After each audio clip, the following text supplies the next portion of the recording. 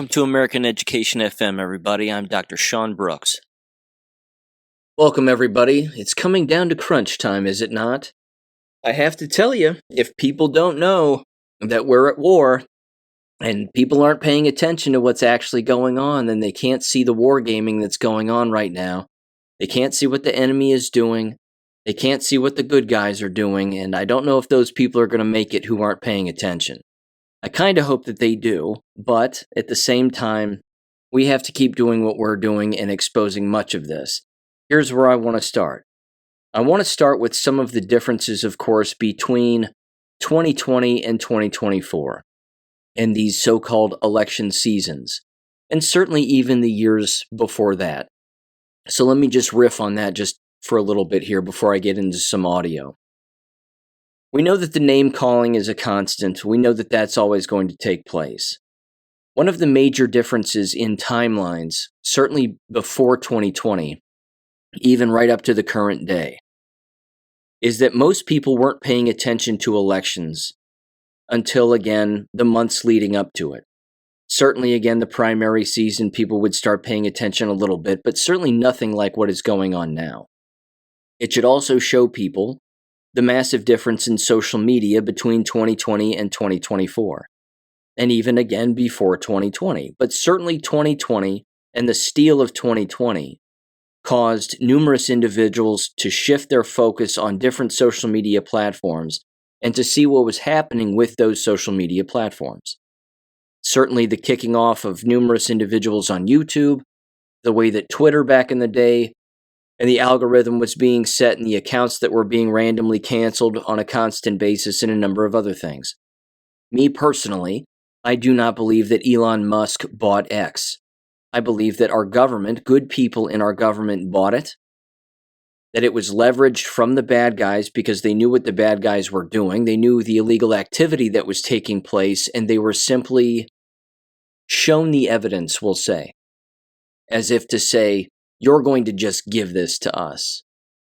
And then we're going to move this money over to this person, and then this person will look like they're the one that's actually buying it, when in fact it's really us, the good guys. Again, the seeming good guys, we'll put it that way. I think that's what actually happened with X, because if you, again, look at the differences between 2020 and 2024 just with X alone, as a social media platform, it's night and day. Unfortunately, there are certain things that you can still not say there. However, with that said, there's numerous things that you are seeing if you get an account on X and you scroll through X. Now, me personally, I felt like I didn't have a choice. I almost felt as if I was being pushed into getting an X account, getting verified, and then getting on X so that I could scroll through to see how quick the content was showing up, certainly within the last month to 2 to 3 months. And I have to tell you, it is overwhelming. I love Gab, don't get me wrong. Gab is an excellent social media platform. It's a free speech platform. I've never had a single post there flagged or taken down or anything. It's wonderful. And it's a great place to go, which is why, again, I only have a Gab and an X account. I'm not on Facebook. I'm not on TikTok. I'm not on Instagram. I don't do any of that. Those particular platforms still censor even to this day. And accounts always get nuked even to this day. And of course, the same thing still happens on X. Here's the difference, though. With X, depending on who you're following and why you're there, because as you might imagine, I'm there to not only learn, but teach. And I'm there to archive information so that I can reference it here on the show or put it in the war videos and bring it to other people's attention. You cannot scroll right now on X and just, again, pick 100 followers, hopefully not the conservative people, but the actual more serious independent accounts. Pick these individuals to follow. If you get an X account, which I highly recommend, even if it's completely anonymous, and just start scrolling right now, what you will see is Jewish supremacy, accurate history, and voter fraud on a constant basis, one post after another. It is over-flippin' whelming. This is not the way it was in 2020. This is not the way it was in 2019 or even the years before that when Donald Trump was in office the first time. If you were telling the truth about Q drops, if you were doing hardcore investigations about real people and organizations, you would have gotten your account nuked in the blink of an eye, which is why I never participated on it. I was sitting back watching all of that happen, and I saw exactly what was going on, and I thought, why in the hell would I get an account when it's just going to get torched? Now, I've had a couple of my posts on X flagged because apparently they don't like the word faggot. But fag is okay, isn't that strange? So anyway, with that aside, maybe I should specify and just say I'm talking about a bundle of sticks or a pack of cigarettes. Who knows? Either way, I find it absolutely funny that that's the case, but yet you can scroll through endless accounts and just, again, scroll through these pages that pop up in your feed, and they're telling the truth. It's Adolf Hitler quotes. It's AI of passages from Mein Kampf, historic videos, other speeches about the Holocaust being fake. All of this is good. This is good stuff.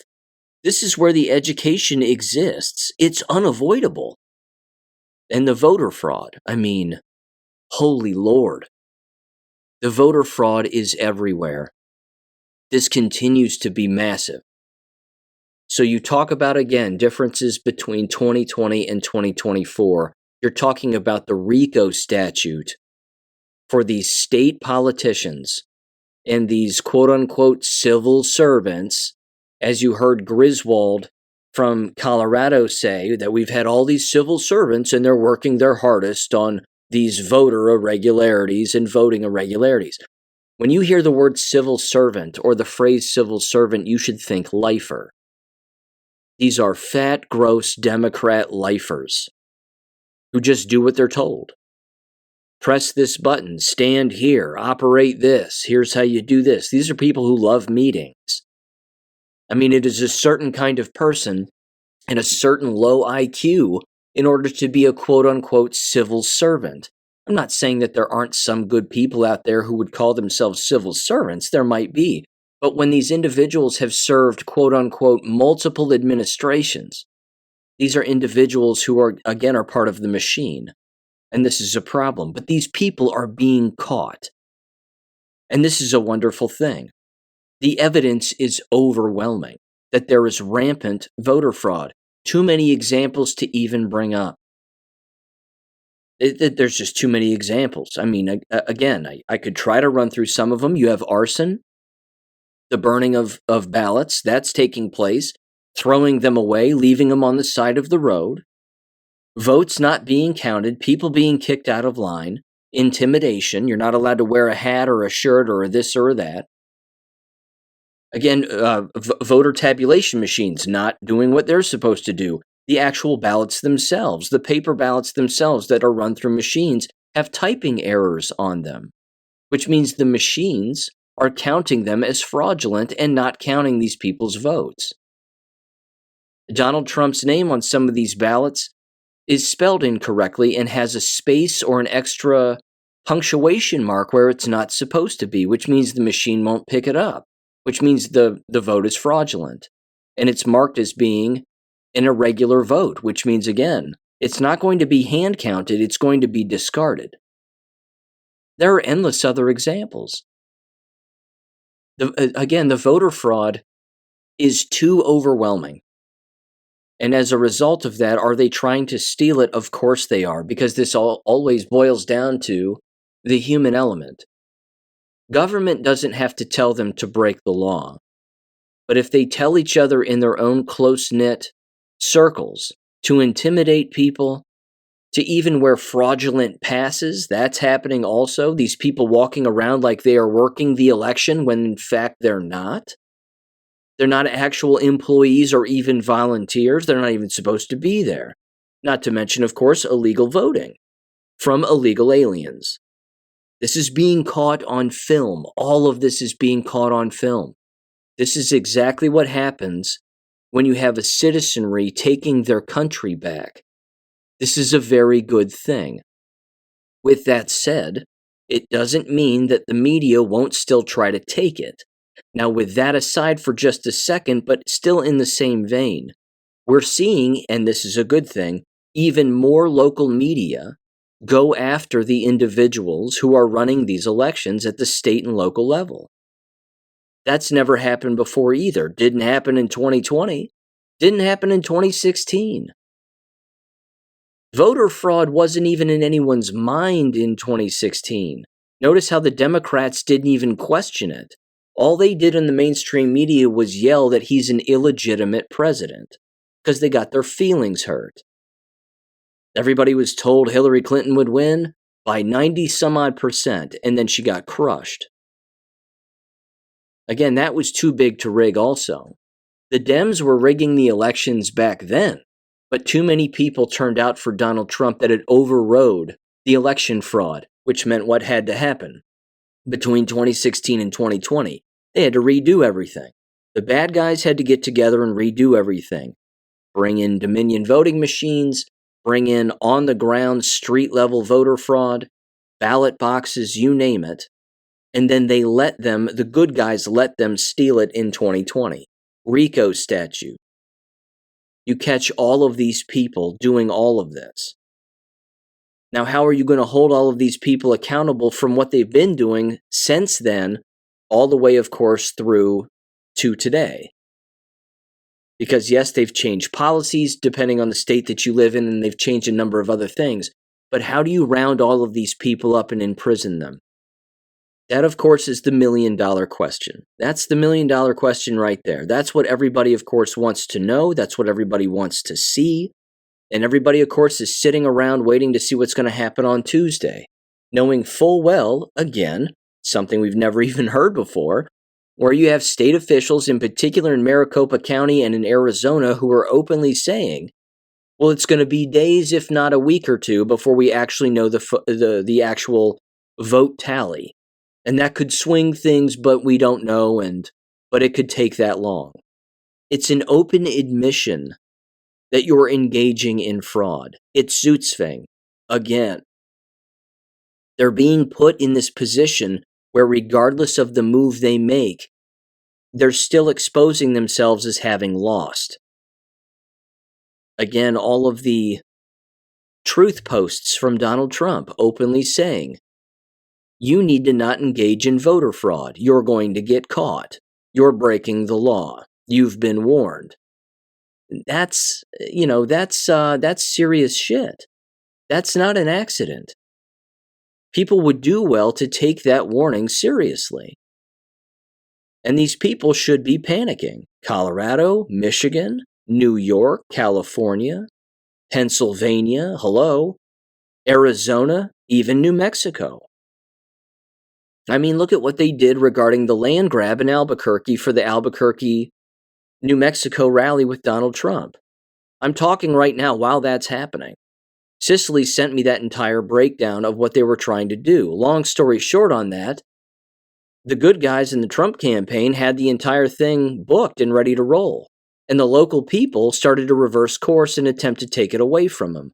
That's voter interference. That's election interference. You can't do that.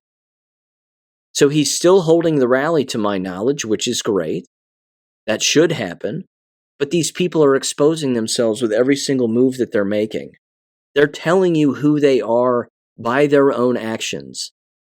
And this, too, should continue to be a theme throughout this particular episode, because, again, we're being shown what these people are capable of and how little they actually know.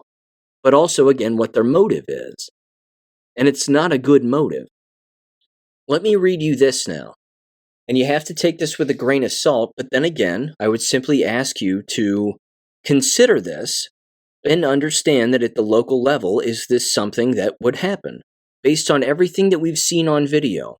If you watch my war videos, you've seen it yourself also. Again, if you're on social media, you've seen this kind of thing too.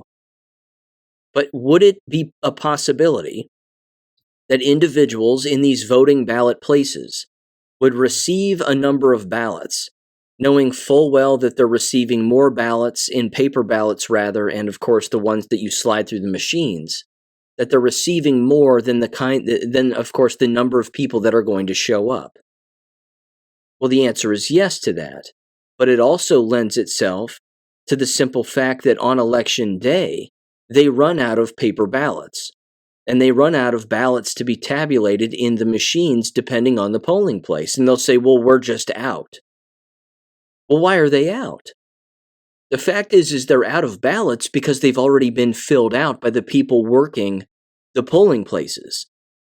So this post was on 4chan. Again, you can take it with a grain of salt. Some language in here, just deal with it. I'm just going to read this verbatim here. This was on the 29th of October. It said of 2024. It said the following. In my own opinion, me too, except I'm a mole. They said I've already been invited to a fraudulent ballot fill potluck on Thursday, where this 70-year-old Kaikus is hosting the trusted inner circle, or my group, to fill out a few thousand ballots she got straight from the Secretary of State ballot printer's office. Yeah, we don't even have to harvest shit. We just get them fresh off the printers. Project Veritas never answered me back, so I don't know what to do, they said, to expose it all. To expose it all, I'm sure if I post shit on KiteTube, it would get deleted immediately, and then my car would explode in a fireball mysteriously when I drive to the store. Probably gonna message WikiLeaks, but I think they are kiked too. So whatever, it was fun serving with you lads in the last 2 meme wars. Pick related is from my call team. This was one of our group Zooms to discuss strategies and responsibilities. These are the people stealing our elections, if you can believe it, LOL. Another person responded and said, yeah, it's more of a way to filter out the loyal party members and activists and do gray or black activities. It does get some people off their asses to vote, though, when you harass them on the phone, mostly boomers in my experience, unquote. This particular thread went on for numerous posts. Another person said that they were receiving ballots at their polling location from their Secretary of State, and that they were being asked individually to fill out approximately 5,000 ballots per employee. Again, they're receiving blank ballots, and they're just being told, fill these out. You're assigned to this many, you have to fill these out. Voter fraud. These people have to be arrested. These are the whack jobs who have to be arrested. Now, I want to revisit a quick document, just for reference sake. I'm not going to spend a lot of time on it because you can go and read it, but it had to do, again, with that election voter fraud accountability document and the laws that are being broken and investigating voter fraud. It says very clearly in that document, I even put a Substack together about it very briefly again, that it clearly states that when these things go down, you have to pinch the lower level people. You have to find 1 or 2 and then a few more, and you squeeze them, and then they give up the names, and you tell them you're facing this many years in prison. Upwards of 10, if not more than that. You're not going to make it. Most of these women are old. And most of the poll workers are old. They're old people. They're old, grizzled, men and women Democrats. We need to save our democracy. And all this other shit that they say. It's ridiculous. But these are the grizzled old bastards who are going to end up going to prison. But if you squeeze these old fogies, I'm telling you, they'll give up the goose. They'd give up their own grandkids in the blink of an eye. And that's exactly, again, what has to happen here. But this is being caught. This is all being caught. Now we have to see the next step, which is accountability. And yes, we need people to clearly investigate this and a number of other things. Which leads me back actually very quickly to an old theory, which is, we know Donald Trump has consistently talked about one-day voting, election day is a holiday, nobody has to work, stay in line all day if you have to. Every voting place is going to have paper ballots. Everything is going to be hand-counted that day, and that's the end of it. It's done in foreign countries. It can be done here. Ballots are accurately counted in certain states, certainly in certain areas in the United States on election day. We know what the results are. That's the way that it is. And that's the way that it can happen in our country too. All of this has been verbally laid out and ingrained in our minds because those seeds have been planted. Now what the question becomes is there's no doubt that that's going to happen. That's an inevitability, and I think we can take that to the bank. With that said, what's going to happen between now and that point? So again, are we looking at a stolen election, a delayed election? Are we looking at martial law? Are we looking at individuals getting on our TVs, in fatigues, wearing medals, and saying we were in a skiff, and we were watching this election be stolen, and we have the evidence and we have the proof? If this happens on Joe Biden's watch, that's a big deal for the normies, because they think he's in charge. They think he's the commander-in-chief, and he isn't. Not legally. Which means the good guys behind the scenes have to be watching this. There's no way they wouldn't. You're talking about the largest RICO violation in the history of our country. And it all boils down to voter fraud. Because as we know, if you don't have safe and fair elections and ethical elections, you don't have a country. Hence all of the, we live in a third world, this is third world stuff. All of that seed planting also. It's 100% true. So, I mean, that's the $1 million question. What are we going to see between now, before Election Day, and then the time when you have individuals in fatigues even conducting elections? There's no reason why the National Guard can't do it, with their superior officers behind them looking at them saying, you're going to count these accurately and ethically, and this is the way that this is going to be, or else. Again, deterrence, accountability. These things are the deterrent. And that has to be the case. That's exactly where we have to move as a country. So, again, I could bring up numerous examples of other voter fraud, but I do want people to understand it is without a doubt in the realm of a possibility, because we've already seen it on film. We saw it back in 2020, that these voting places, in particular in what they call swing states, and let's face it, they're not really. Michigan isn't really a blue state, neither is Pennsylvania. These are not blue states, neither is Georgia, neither is Arizona. These are as red gets. But that's the gaslighting from the enemy and the seed planting from the enemy to get people to believe that it's going to be close and it's always been close. It hasn't. It hasn't. In 2016, Donald Trump ran away with all those states. Why in the hell would he lose 2020? Well, he didn't. It was voter fraud. Which means why would it even be close now? Well, it's not. It's voter fraud. So if it gets stolen, what is it? It's voter fraud. If it walks like a duck, if it sounds like a duck, if it moves like a duck, if it smells like a duck, it's a duck. So again, just to recap very quickly, the largest differences here between 2020 and 2021 is the seed of voter fraud has not only been planted, it's an entire field. And these trees are large and mature and are overseeing, metaphorically, the entire election season, quote unquote. And it's all being caught because everybody's angry. And everybody knows full well that if you steal an election again, all hell's going to break loose. And you'd better know that the bad guys know that, and you'd better know that the good guys know that. And then you've got a full-blown war in our country, unless the right people, good, ethical people, intervene. The sad part, and this kind of leans into the next topic I want to bring up, is that in the backdrop are the moneylenders, and the hand rubbers, and the small hat wearers. These individuals are seeking to profit regardless of the outcome, and regardless of the struggle, and regardless of what happens. And this is the disgusting part about this, because that's the occupation of our country.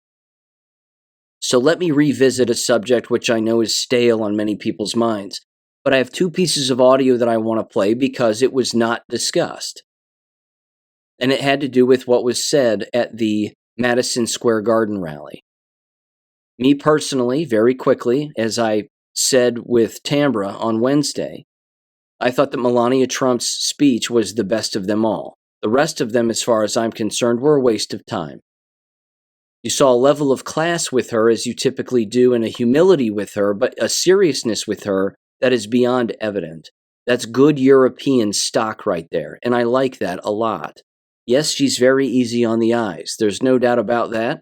Even joked and called her my girlfriend from time to time. I even have a signed letter from the woman. Greatly appreciated. I sent her my second book about violence in school when she was first again in office there at the White House. And she was sending out signed copies of letters, hand signed, not the cheap like stamp print thing. It was actually her signature. She took the time to do it. I was appreciative of that. I'm sure lots of people got those kinds of letters, but whatever. Either way, there's a certain level of class there that I enjoy, and I'd like to see that among a lot of different people, and a seriousness also.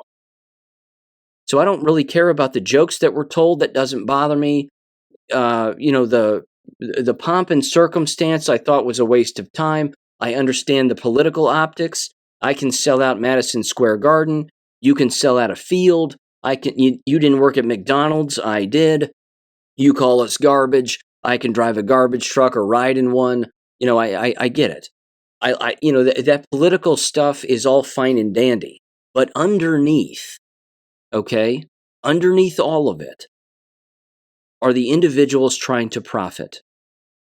This is the occupation of our country. This is the money grubbers. This is the problem. Yes, they're Jewish. We know that. But that's the issue here. And then, of course, all of the coattail grabbers like the Vivek Ramalama Ding Dongs and all these other people. Oh, Vivek put a trash can in the back of a trash truck too. So, he's not garbage. Okay. Cute, fine. It's pathetic because, again, unfortunately, a lot of these people act like they're in high school.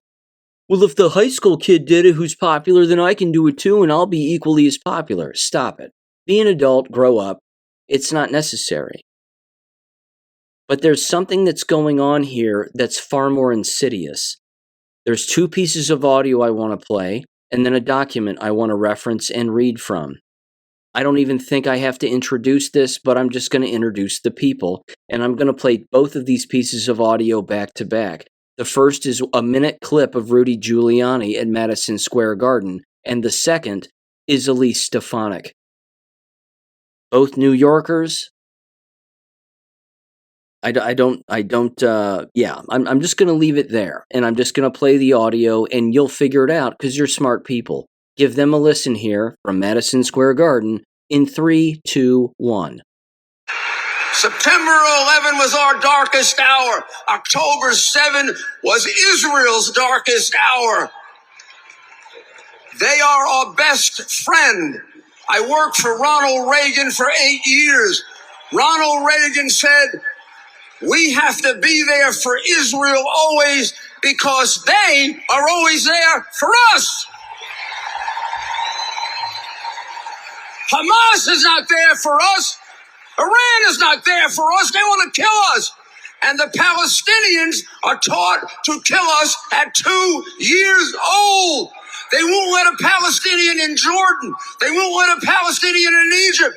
And Harris wants to bring them to you. They may have good people. I'm sorry, I don't take a risk with people that are taught to kill Americans at 2. I'm on the side of Israel. You're on the side of Israel. Donald Trump's on the side of Israel. And they're on the side of the terrorists. Okay, I'm going to intervene real quick before I play Elise Stefanik. I have a number of questions with this, and I'm serious. I'll start with this one. This is a question to the listening audience. Did Rudy Giuliani, did he receive the phone call on September 11th to stay home? Did Rudy Giuliani know what was going to take place on 9/11? In all of the 9/11 stuff that I've read and watched and even created, I haven't come across anything having to do with him. However, I wouldn't doubt that he was involved either. There were not Arabs on airplanes, we know that. And what's interesting about his comments, as I've even spoken about before, is it's all about optics and volume. When someone like him, in New York City, certainly today, is screaming about how we need to bend the knee to Israel and kiss the Jew ring and all of this other stuff, the applause in the room is not what one might think. It's not loud by any stretch. And the people behind him are all sitting down. And some of them are lightly applauding, like that golf clap, like, I don't want to applaud, but I don't want to look like I'm anti-Jew or anti-Israel. So they just do that sort of like under the breath applaud kind of thing. It's visually interesting to watch as an observer because he can scream in the microphone all he wants about how we actually feel, because clearly you heard him. You support Israel, he said. No, we don't. No, we don't. I certainly don't. I'm not going to speak for this listening audience, but good God, get on X, watch what's going on, learn. It's horrible. It's horrific. It's not even laughable. It's absolutely horrific. You have to be completely closed-minded to not know what's going on. And then, of course, you heard him say it. If some good people get killed, well, that's not my problem. That right there should show you the callous nature of him. Now, is he blackmailed? You bet your ass he's blackmailed. He has to be. And he's got to kiss the Jew ring also, because he's in some legal trouble here. But again, how much of this is to be believed? What's really going on? I don't like what he said, not in the slightest. It's tasteless. And the vast majority of the room, at least it certainly seemed and sounded that way, that they were not supporting what he was saying. Hence his volume, that the louder he yells, the more right he must feel he is. Not true. So again, that's Rudy Giuliani. I don't like him. I think he was involved in 9/11. It'd be very hard to trick him, I would think, into actually believing that non-existent airplanes could take down buildings with Arabs flying them, which of course didn't happen. But that, of course, it was, as we all know, the Jewish engineers and bomb makers who loaded those buildings. With that said, now here is Elise Stefanik. This slides right in to education as well. I have more to discuss regarding geopolitical things, but give her a listen because she's equally, if not more, unhinged. And then I want to hone in on two words here: fascism and communism. Two words that find their way into the zeitgeist of the vernacular during election season. But it's always fascism more than communism. But the question you should ask yourself is, who is it that is yelling fascism at the top of their lungs? What does that mean that those people are? Not to mention Bolshevism. Who created that? Didn't the same people create communism and Bolshevism? I think they did. Give Elise Stefanik a listen in what she says in 3, 2, 1. And then take a look around the world. What is happening? You had the catastrophic withdrawal from Afghanistan. Kamala Harris was the last person in the room advising Joe Biden of that horrific mistake. You had Putin invading Ukraine, and then just over 1 year ago, we had our most precious ally, Israel, under attack from Iranian-backed Hamas terrorists. And Kamala Harris has turned her back on Israel. And what did we see? What did we see on our college campuses? We saw a skyrocketing of anti-Semitism. Let me ask you all, did you see that committee hearing with those college presidents, now former college presidents? That's right. I asked the presidents of Penn, MIT, and Harvard, does calling for the genocide of Jews violate your university's code of conduct? and one after the other said, "It depends on the context," and the world heard. You're fired. 5 have been fired, so many to go. And compare that with President Trump. He brought us the most secure border in our nation's history. He brought us the strongest economy. He proudly supports our law enforcement, and he has and always will stand with Israel. Okay. Deep breath here. First of all, in full objectivity, I'm a fair human being. I can see multiple angles, multiple sides. That's why I'm always trying to find the singular answer. So don't make fun of me here. I'm just trying to be objective. First of all, I know full well, like everybody else does, that Donald Trump has said the exact same things. He didn't spend a lot of time talking about the university professors, which I'll get into here in just a second. But he's openly said, we're going to make Israel great again. We're going to do this. We're going to do that. I think it's pretty clear that the so-called country of Israel can't be blown off the face of the planet, even though plenty would like that to be the case. Again, I don't like what they do over there. I think it's disgusting. I hope everybody understands that. With that said, that's my perspective. Regarding Donald Trump's comments, one has to wonder if he again is engaging in game theory regarding his comments on Israel and the blind allegiance and or acceptance and the small hat wearing and a number of other things, and of course the ceremonies and everything else. Is it game theory? Is it rope-a-dope? Is he bringing them in to make it look like he supports them to then ultimately not with particular policies? Let me give you an example. The business of taxation. Again, I'm not carrying water for one person or another. I'll carry water for Jesus Christ until the day I die. Human beings, they're on their own. Not Christ, though. So with that said, again, when it comes to the business of taxation, you know that Jews behind the scenes are seething at those comments every single time he says it. That there's Jews back there, the moneylenders are going, whoa, wait a minute. No income tax. What the hell's he talking about? We love income tax. We invented usury. This is our thing. This is our bag. This is what we do. Why is he saying that? Unless he's lying to everybody.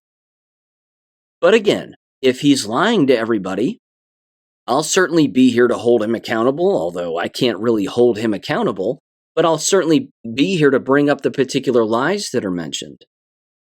So regarding his comments, I would say that his comments, to some extent, could be interpreted a little more from a multidimensional standpoint as being a bit of rope-a-dope and game theory. You gotta give the small hats what they want to some extent, but don't worry. I'm gonna still tell everybody else who isn't Jewish the things that they want to hear also. But again, as you've heard me say on the show, I don't like the fact that he says we're going to get the quote-unquote Jew haters out of our country and that we're going to kick them out of school. That's a violation of the First Amendment. You can't do that.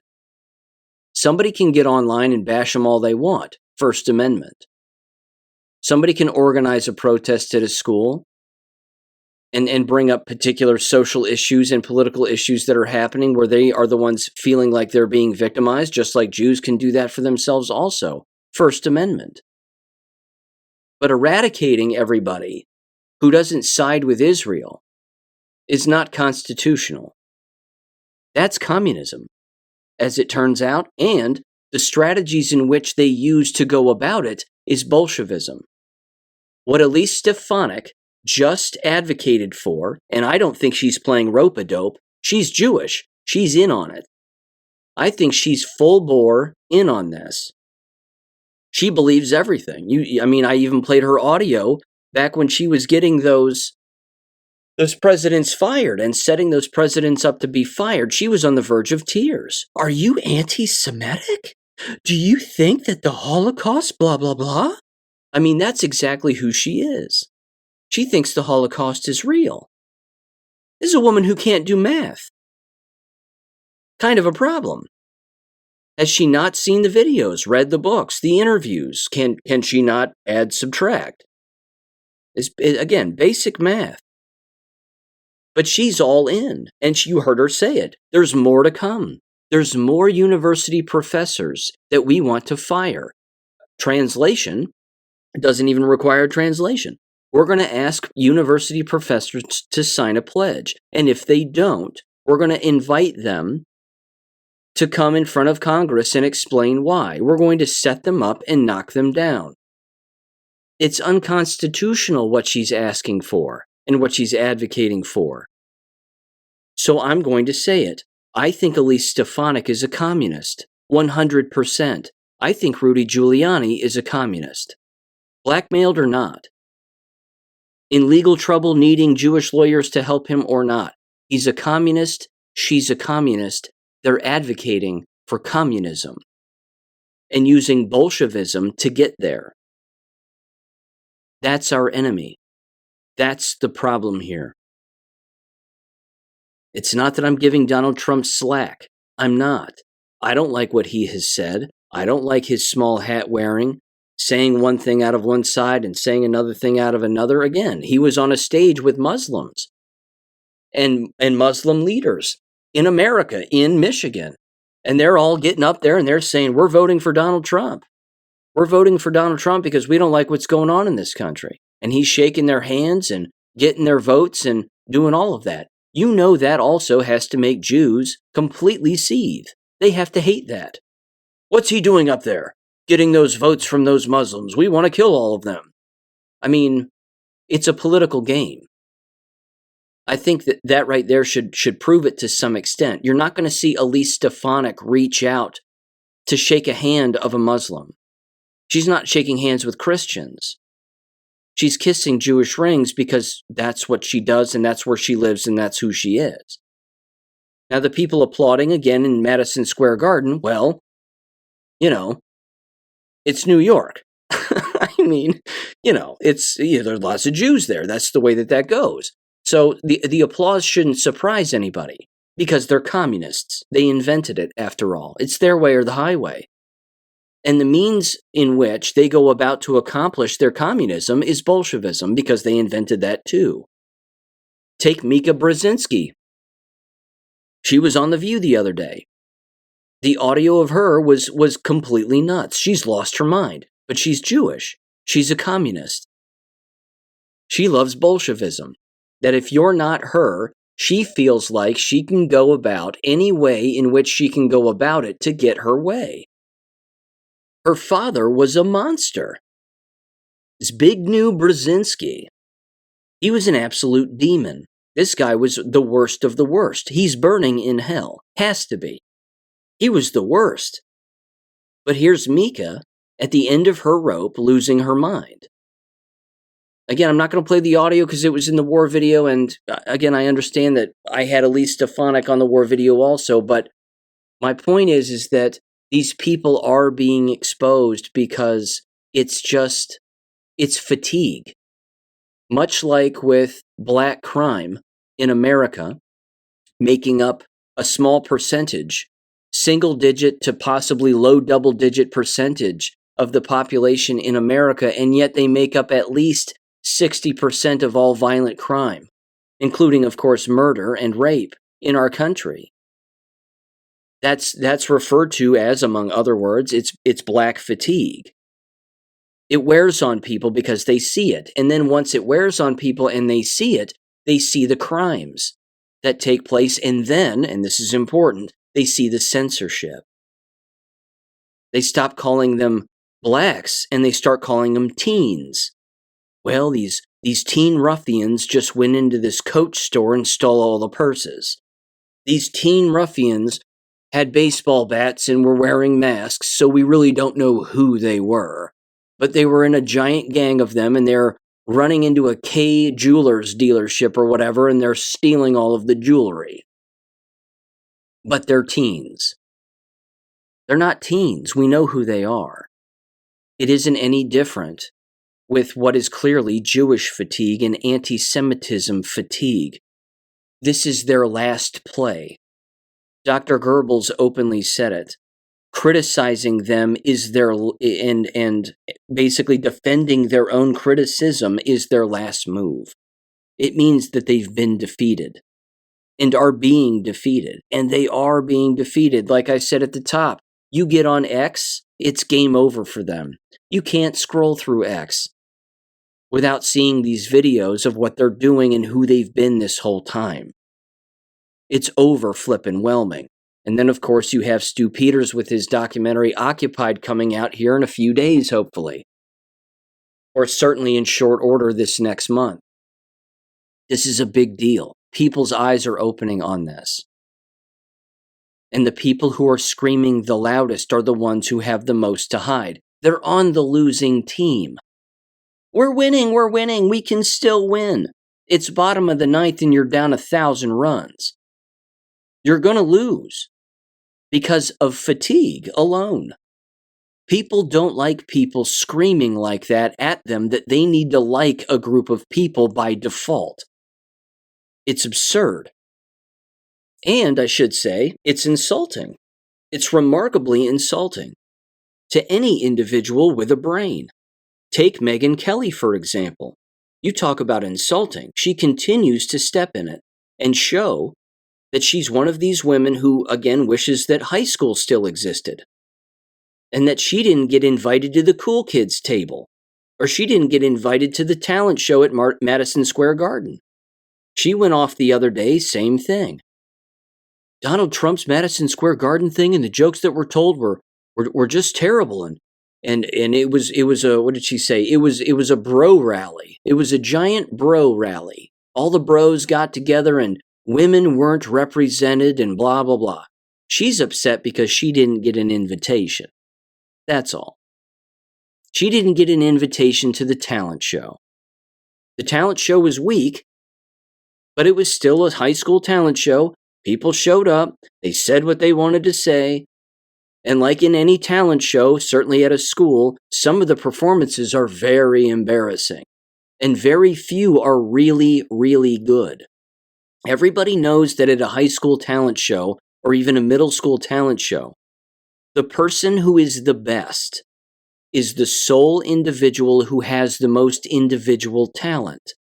They show up quietly, they do their thing, they leave, and they leave people in awe. It's usually the musician. It's usually the piano player. Let's face it, right? The piano player in the talent show is usually the one who gets the standing ovation, and everybody's left with their eyes wide open and their jaws on the floor. Just like when Melania Trump gives a speech, people listen. She doesn't have to scream and shout in a microphone. I think this and I think that, and you need to support this and blah, blah, blah. No, Melania Trump shows up, she plays the piano, and she leaves. Not Elise Stefanik. She gets out there, bangs a drum, and then expects everybody to bend the knee. It's a bad approach, because it's a false approach. Megyn Kelly's the same way. She actually said on her show, in a 15-minute interview with 3 other nitwits, that to again bring them in to justify her position, she actually said that Donald Trump is losing and bleeding, quote unquote, as she even put it, bleeding the female vote. Are you kidding? He's losing suburban women, she said. This is the difference between 2016, 2020, and 2024. That, I'll even call it a trope. That particular trope of suburban women and all these hilarious demographic breakdowns that they make don't mean jack shit. They're completely irrelevant. Anybody mentioning them as if they hold any weight or water whatsoever is out to lunch. It means nothing. Donald Trump's losing the female and suburban women vote. You've got to be joking. More people have registered to vote for him now this time than ever before. So what is she talking about? More Amish are registered voters now than ever before. Tens of thousands, if not more, far more than that. Who in the hell does anybody think they're voting for? Are they voting for Kamala Harris? You have to be kidding me. The fake Biden administration has targeted the Amish with their three-letter agencies, the EPA, you name it. They're not voting for them. They're not registering to be Democrats. Lots of women, by the way, in the Amish community. Does Megyn Kelly not know this, or does she ignore that entire swath of our society? It's amazing. These people, again, they show their true colors and their lack of loyalty because they didn't get invited to the talent show. Well, I've been on a stage with Tucker Carlson before, but I didn't get an invite, so I'm sore about that. But if I was there, I wouldn't have criticized it. I would have said my thing, I would have yelled into a microphone like everybody else, and everybody would have liked me again. Megyn Kelly's a traitor. She played the Fox News game. She got caught up in the machine, and she got ground up by those gears a long time ago. People haven't forgotten about that. So that's what's happening here. Those that scream the loudest are the ones who have the most to hide, and they're on all sides. This is why Joseph McCarthy was right. There are communists everywhere, in varying degrees. Some people are in it for the money. Some people are in it for the attention. Some people are trying to cover their own asses because they've been caught engaging in serious illegality or just being unloyal. But there's far more going on here, which is remarkably insidious, which now leads me to this. Stu Peters brought this up on his show, albeit briefly, but it's important, and my apologies for not coming across this sooner, because this was published on October 7th of this year, 2024, from the Heritage Foundation. This document, which is now on my website, it's 33 pages long, although there's only 31 pages of actual text. So 31 to 33, interesting numbers, I know. Freemasonry, ladies and gentlemen, it's Jewish. This particular document is titled Project Esther, a National Strategy to Combat Anti-Semitism, National Task Force to Combat Anti-Semitism. So they double down. It's a national strategy, but it's also a task force. What's that called? Bolshevism. The whole document lays out strategies to Bolshevize America against anybody who criticizes anybody who's Jewish or anti-Israel. They specifically talk about going after money, going after any pro-Hamas, as they put it, institution. But that's all code language. It's code language for we're going to come after anybody who says anything negative about Israel ever. Period. We're going to go after their money sources, where they keep their money, who gives these people a platform, who says bupkis about us. That's exactly what they say in this document.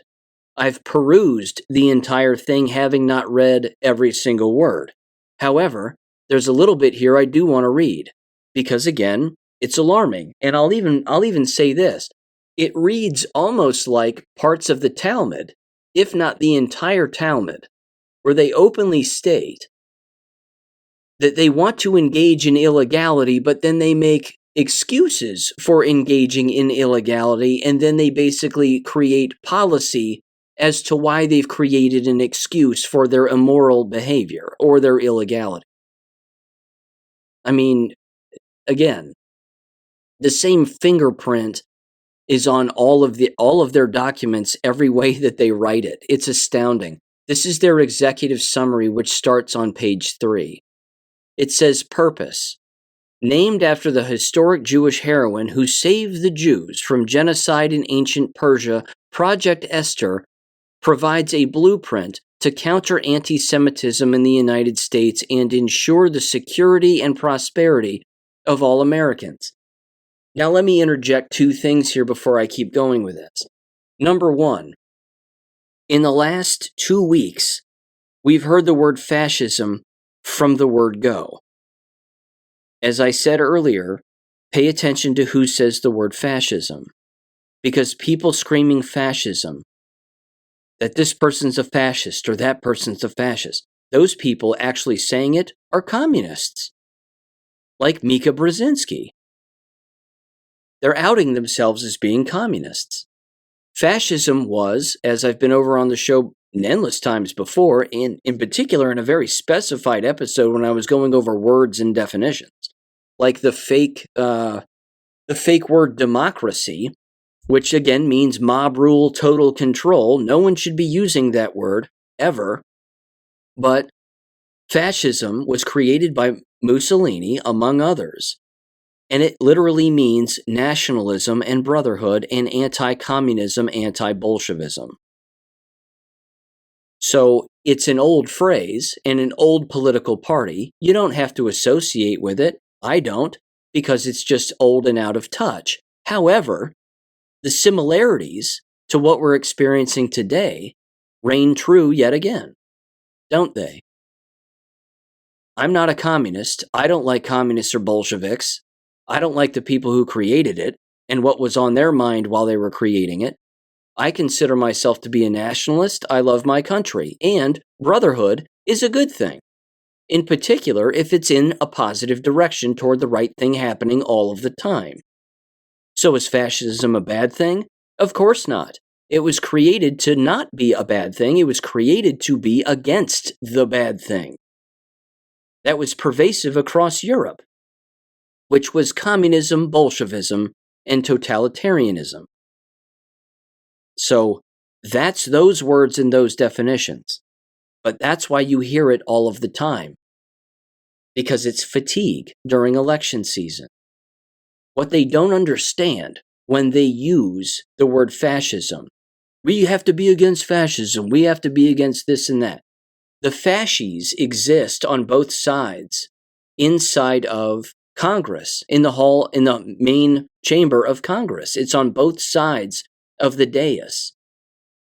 It's the axe with the bundle of sticks tightly wound against the axe. It's fantastic imagery, actually, because it means brotherhood toward a common goal of crushing the enemy, which again was created at the time, as I just said, to be against communism and Bolshevism. That was the point. A oneness, a togetherness toward that enemy which is trying to destroy us.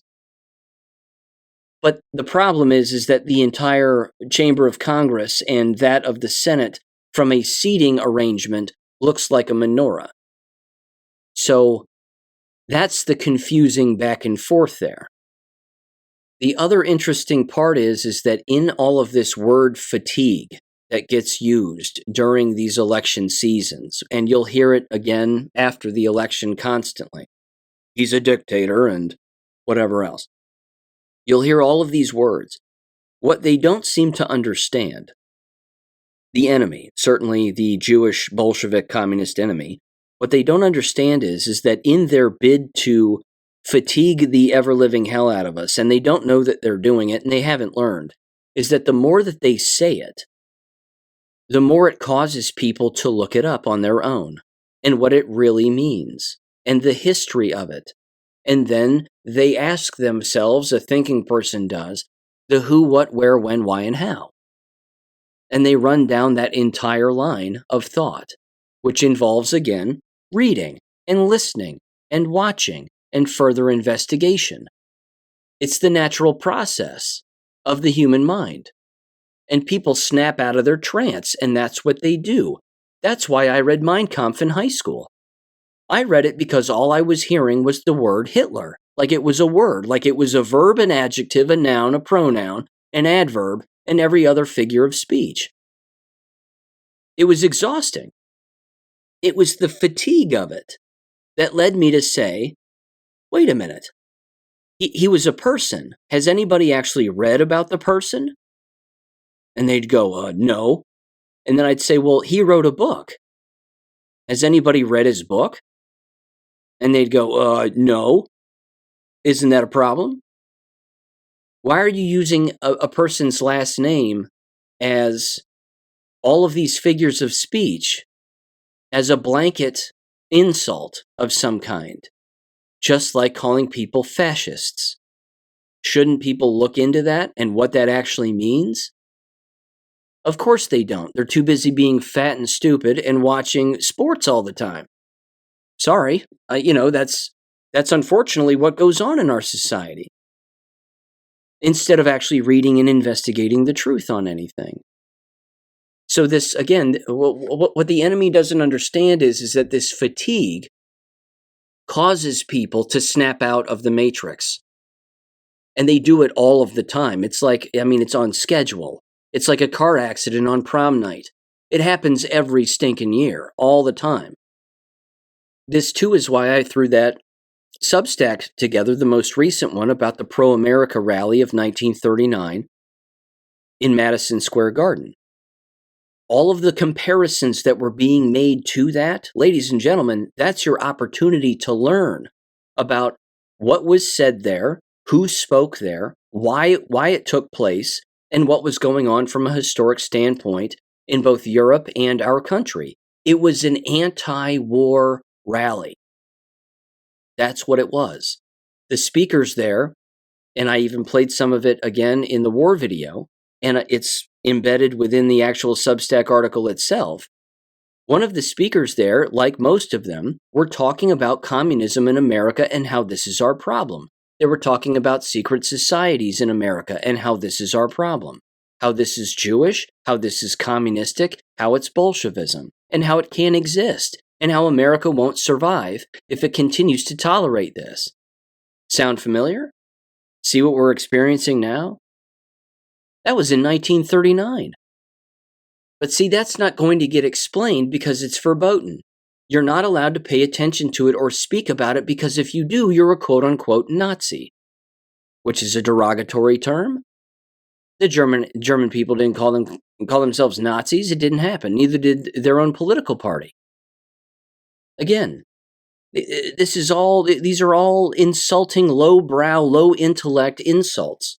But for the rest of us, who are wide awake, well-read, and know exactly what's going on, we can see through this, which is why the responsibility for us is remarkably high. We have to tell the truth all the time, no matter what. And this listening audience, I would hope, does the exact same thing also. Don't let people call you these names, and don't fall for it. Always stand up for yourself when it comes to this kind of stuff. Feel free and move my Substacks around. Simply send it to somebody and say, have you read this? Well, then shut the hell up.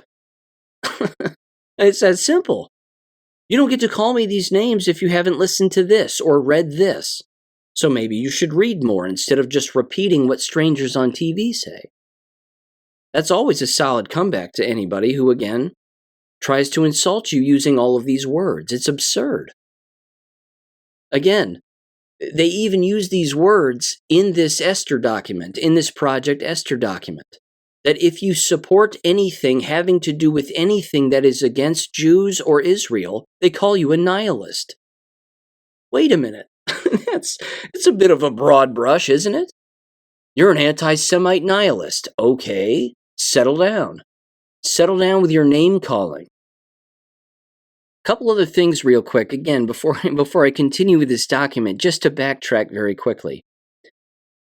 Megyn Kelly, in her comments again about Donald Trump bleeding votes, again regarding women voters, do people not understand how women typically view other women? Do they not know this? I thought this was kind of common sense, that one of the things that women cannot stand is a loud, abrasive woman. Certainly intelligent women. They tend to not like that. They tend to not like bullies, ones that talk down to people, ones that sound stupid, and ones that, again, put everybody in the same boat and ship them down the river. I was under the impression that most women hate those kinds of women.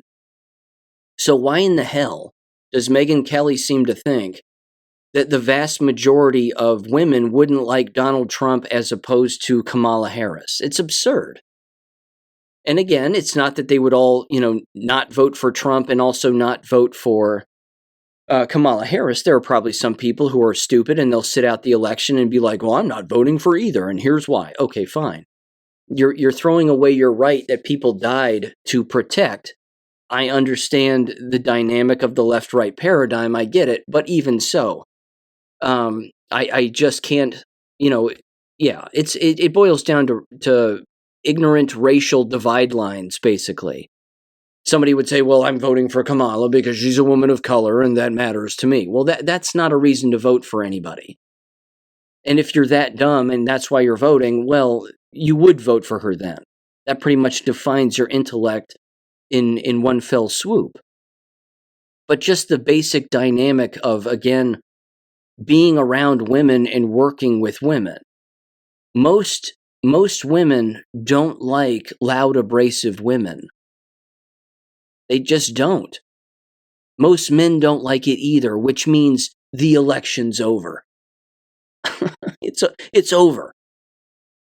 Men dominate the population among voting, and as it's openly been stated on numerous occasions, if you're a man and you're voting for a woman to be president, in particular Kamala Harris in this particular case, well, you're a fag. Yeah, kinda. Certainly seems to be the case, certainly is in the town where I live. Hell, in the town where I live, one of the gay council members had somebody put a sign in his yard that said Harris for illegal aliens. Absolutely hilarious.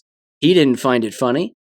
He took it out of his yard and threw it in a trash can, took a picture of it, posted it on Facebook, and was like, this is insulting and lowbrow and not funny and blah, blah, blah. Well, it actually is hilarious because that's what you're inviting into the town where I live is illegal aliens. And you're voting for Kamala Harris, so what do you disagree with exactly? The fact that someone made a free sign that you agree with and put it in your yard, but because you weren't the one who thought about it first, you think it's not funny?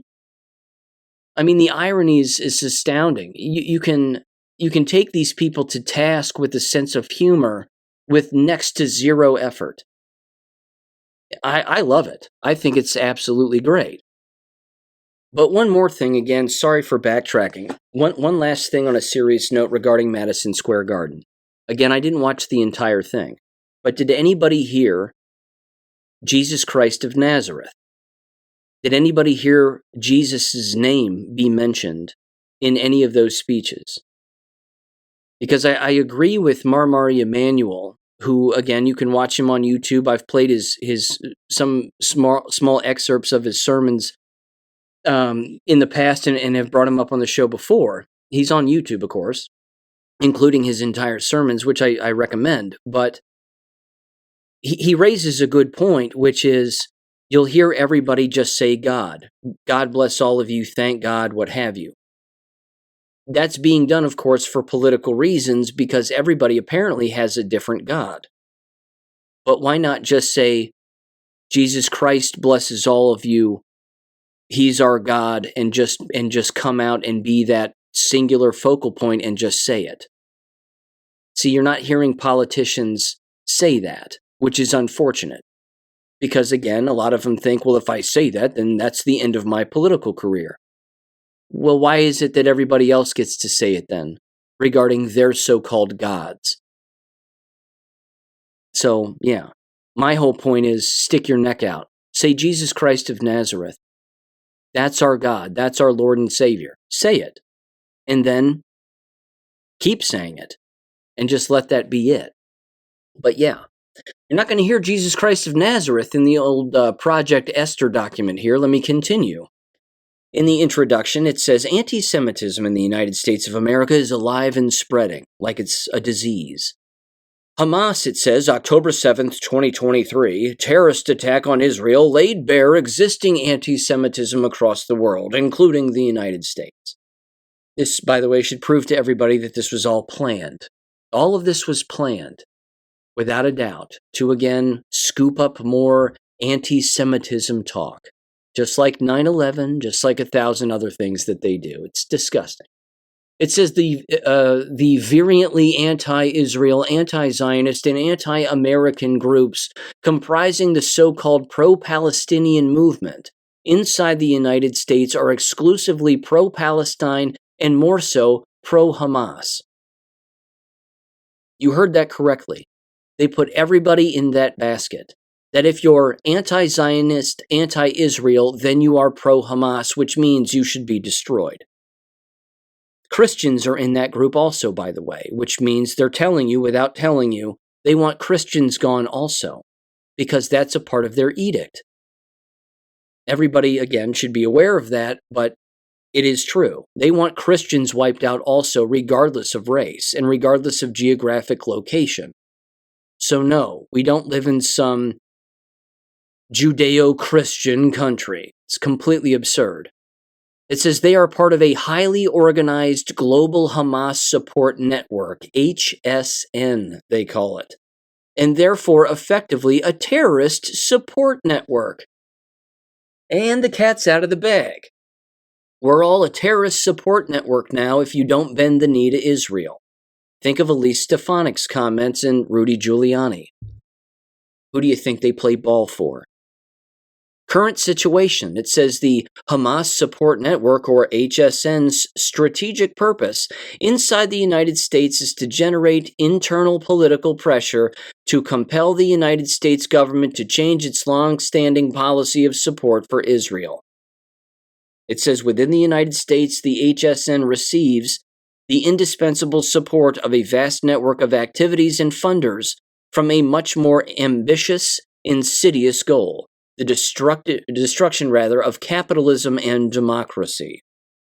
Well, capitalism was created by you and it has its problems, and so was democracy, frankly, and that entire word.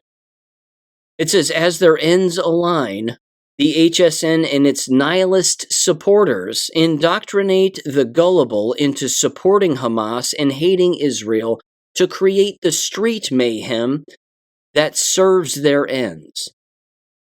Again, who screams the loudest? And notice how they're blaming everybody, all in one fell swoop here. That if you don't like them, you're part of the problem and you're a terrorist. They always blame you for the thing that they themselves are doing. Always. It says this network is nominally American but benefits from the support and training of America's overseas enemies. That's ironic. It says its members hope to achieve their goals by taking advantage of our open society, corrupting our education system, give me a break, leveraging the American media, co-opting the federal government, and relying on the American Jewish community's complacency.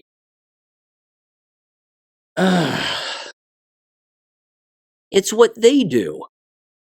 It's just what they're doing all of the time.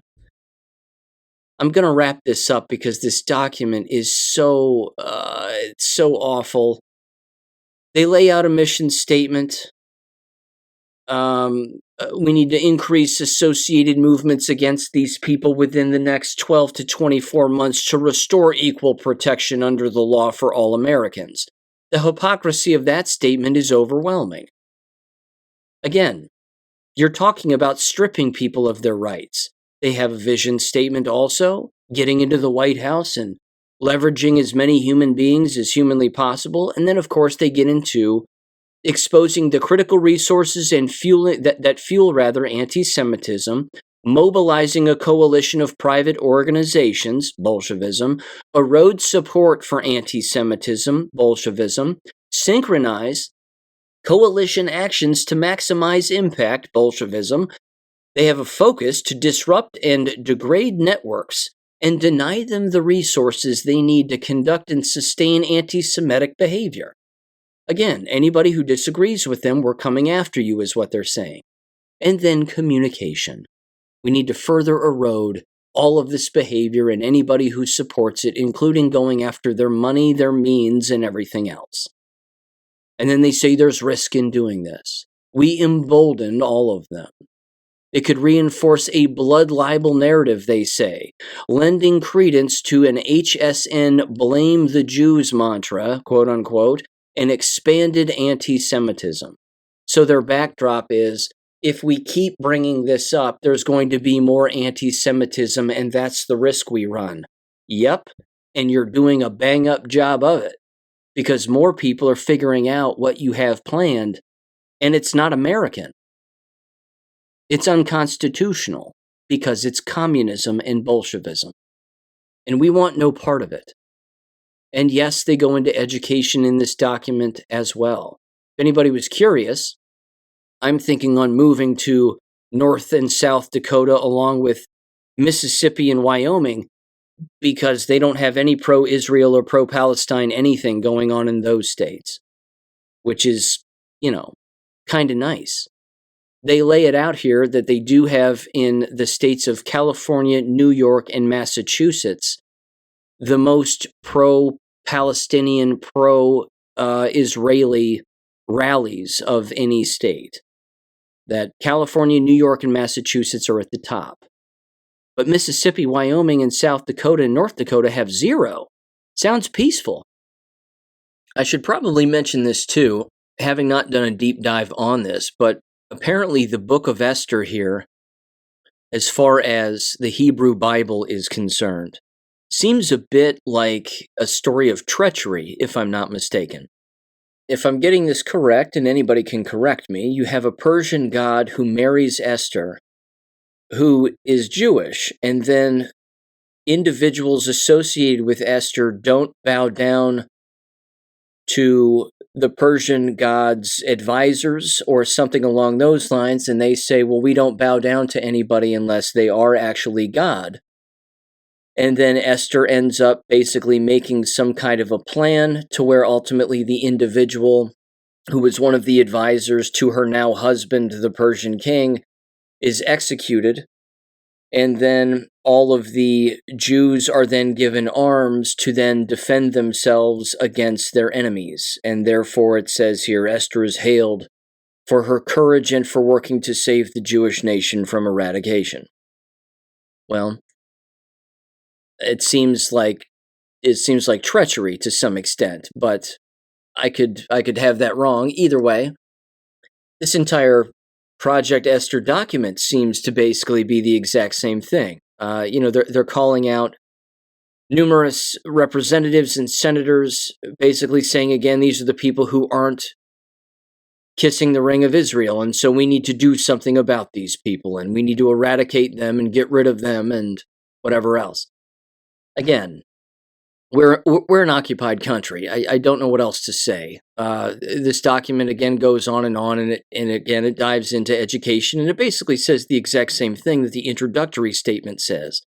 That we're going to go after the moneylenders, we're going to go after numerous individuals who don't bend the knee.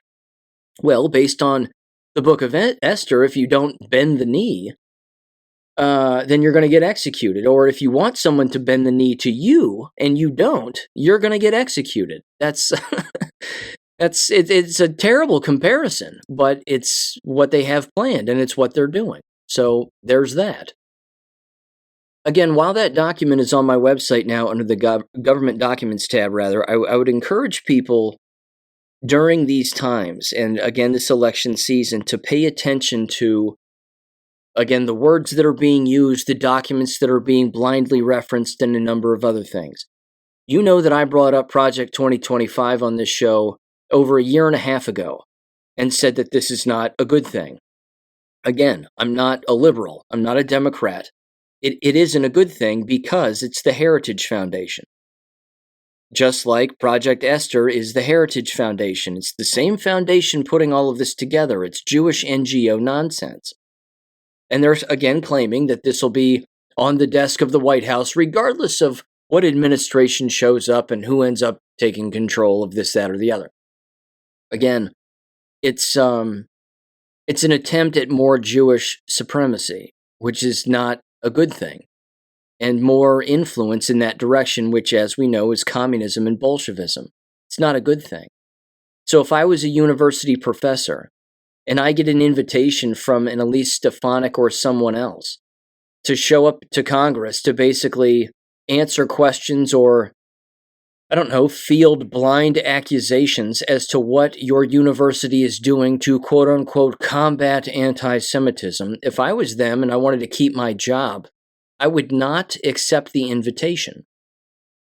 And if they're passing around some kind of a flyer or a pamphlet or a contract that says you need to sign here or else, You need to, pledge your allegiance to the King of Israel and kiss the ring, or else. I wouldn't sign it either.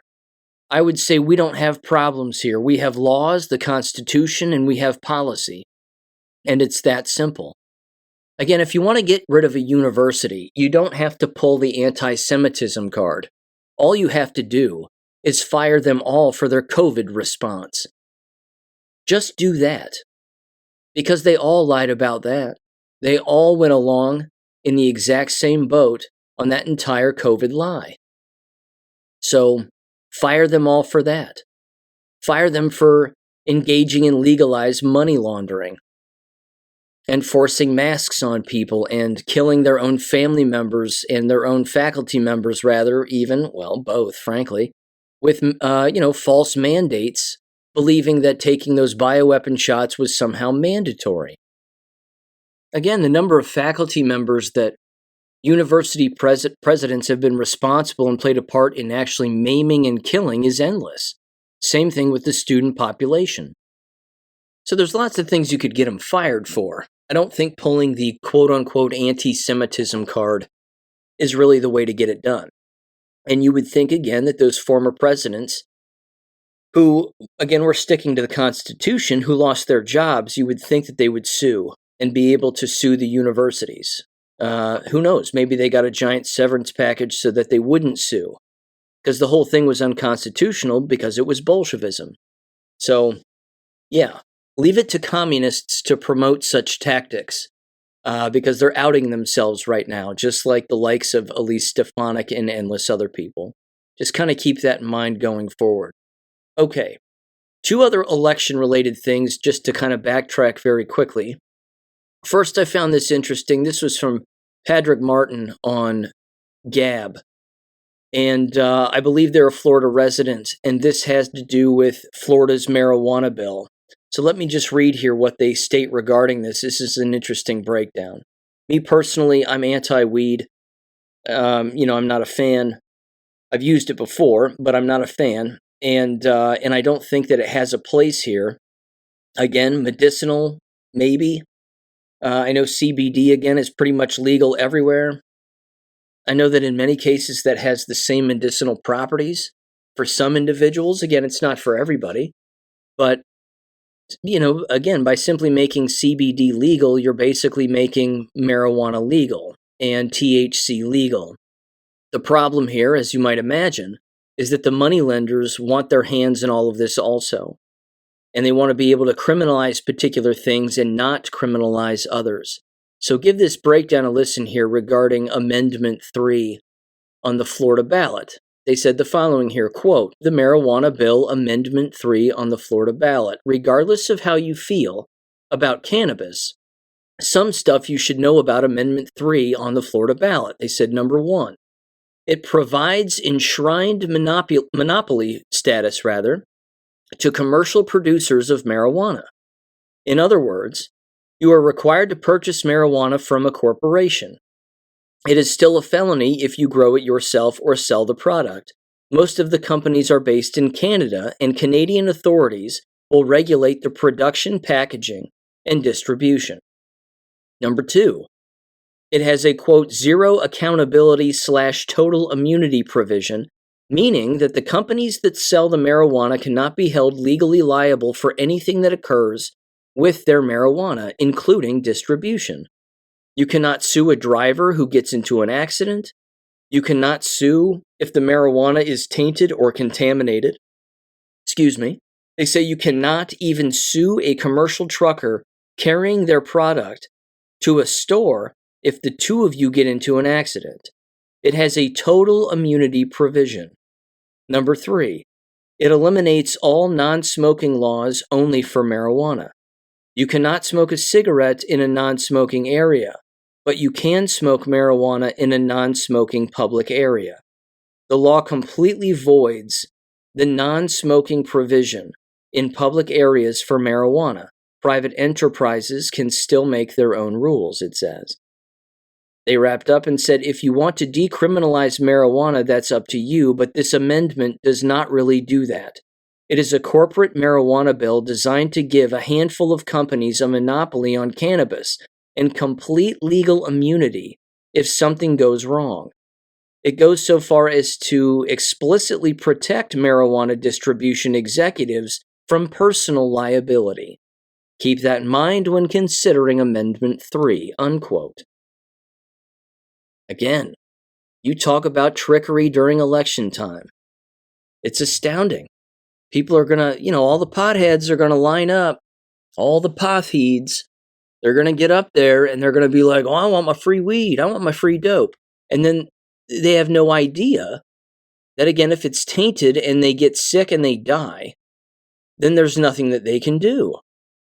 Well, they probably had COVID, Sean, or maybe they were injected with the bioweapons, but it wasn't the poisonous dope that we sold them. No. And it can't possibly be laced with fentanyl or coke or any other drug. That's not going to be the case either because it's heavily regulated by the Canadian government. What could possibly go wrong? Again, people need to understand that this entire dumbing down and pacifying of our society is satanic. And the moneylenders are behind this. They're the ones that are responsible for all of this pacification. Any drug that pacifies people doesn't keep them sharp, doesn't keep them strong, gives them amotivational syndrome, which is exactly what dope does to people, makes them lazy, procrastinate, push things off, not do particular things. Again, the medicinal uses of dope already exist. It already exists. If you want CBD, you can have as much of it in any legal store as you want. They're in gas stations, for God's sakes. And it doesn't take much to get high. So if a person wants to use it for those reasons, you can do that. This is different. Clearly, as it's just been laid out here.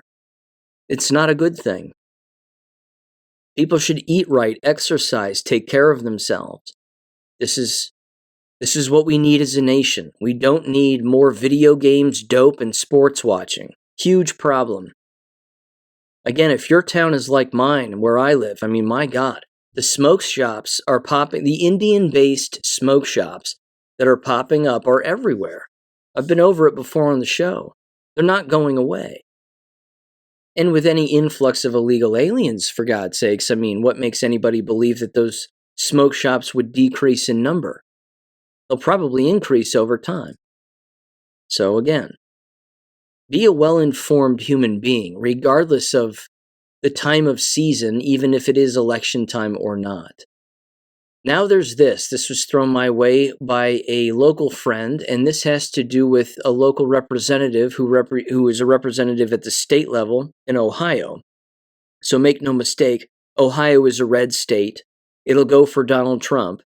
And if anybody votes for Sherrod Brown over Bernie Moreno for senator to go to Washington, D.C., it's solely on the abortion issue. That's it. Because, we can't send Bernie Moreno to Washington, D.C. because he's no exceptions on abortion whatsoever, and he's just not right for Ohio.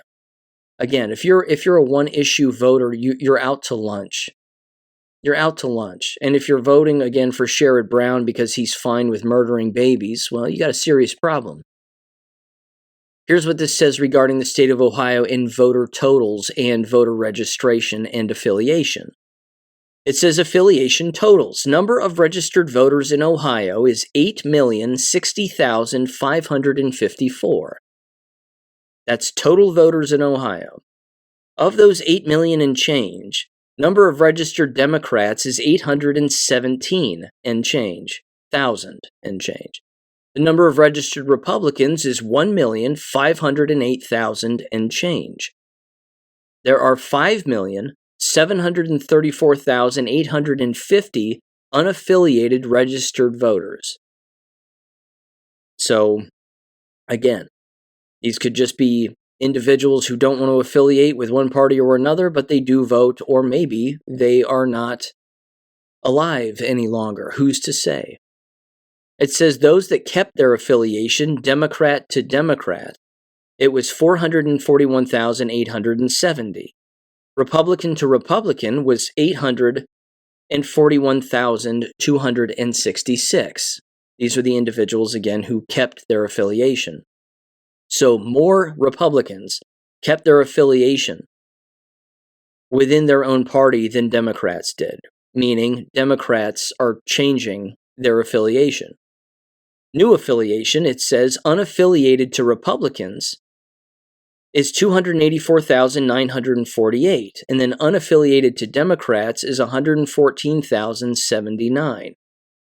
These are the ones that switched affiliation. For those that were Democrats to Republicans, you're talking about 37,543. Libertarian to Republican, 188. That's it. And then Republican to Democrat, 20,845. Well, those people need their heads examined.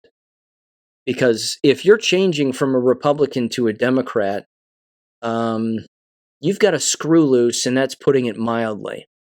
Unless, of course, they're illegal aliens, or it's just fraud, or bad voter rolls, or dead people, or what have you. And then it says lost affiliation, Democrat to unaffiliated, this is kind of big, 302,404. Republican to unaffiliated is 160,827. And Libertarian to unaffiliated is 1,545. So again, more Democrats are leaving the party. This is undeniable. Okay, moving on here. Education stuff, and there's a few things to get to, and a little bit of audio to play as well. Very quickly, you may recall the story of the Virginia elementary school teacher, white lady, who was shot in the stomach by her black student.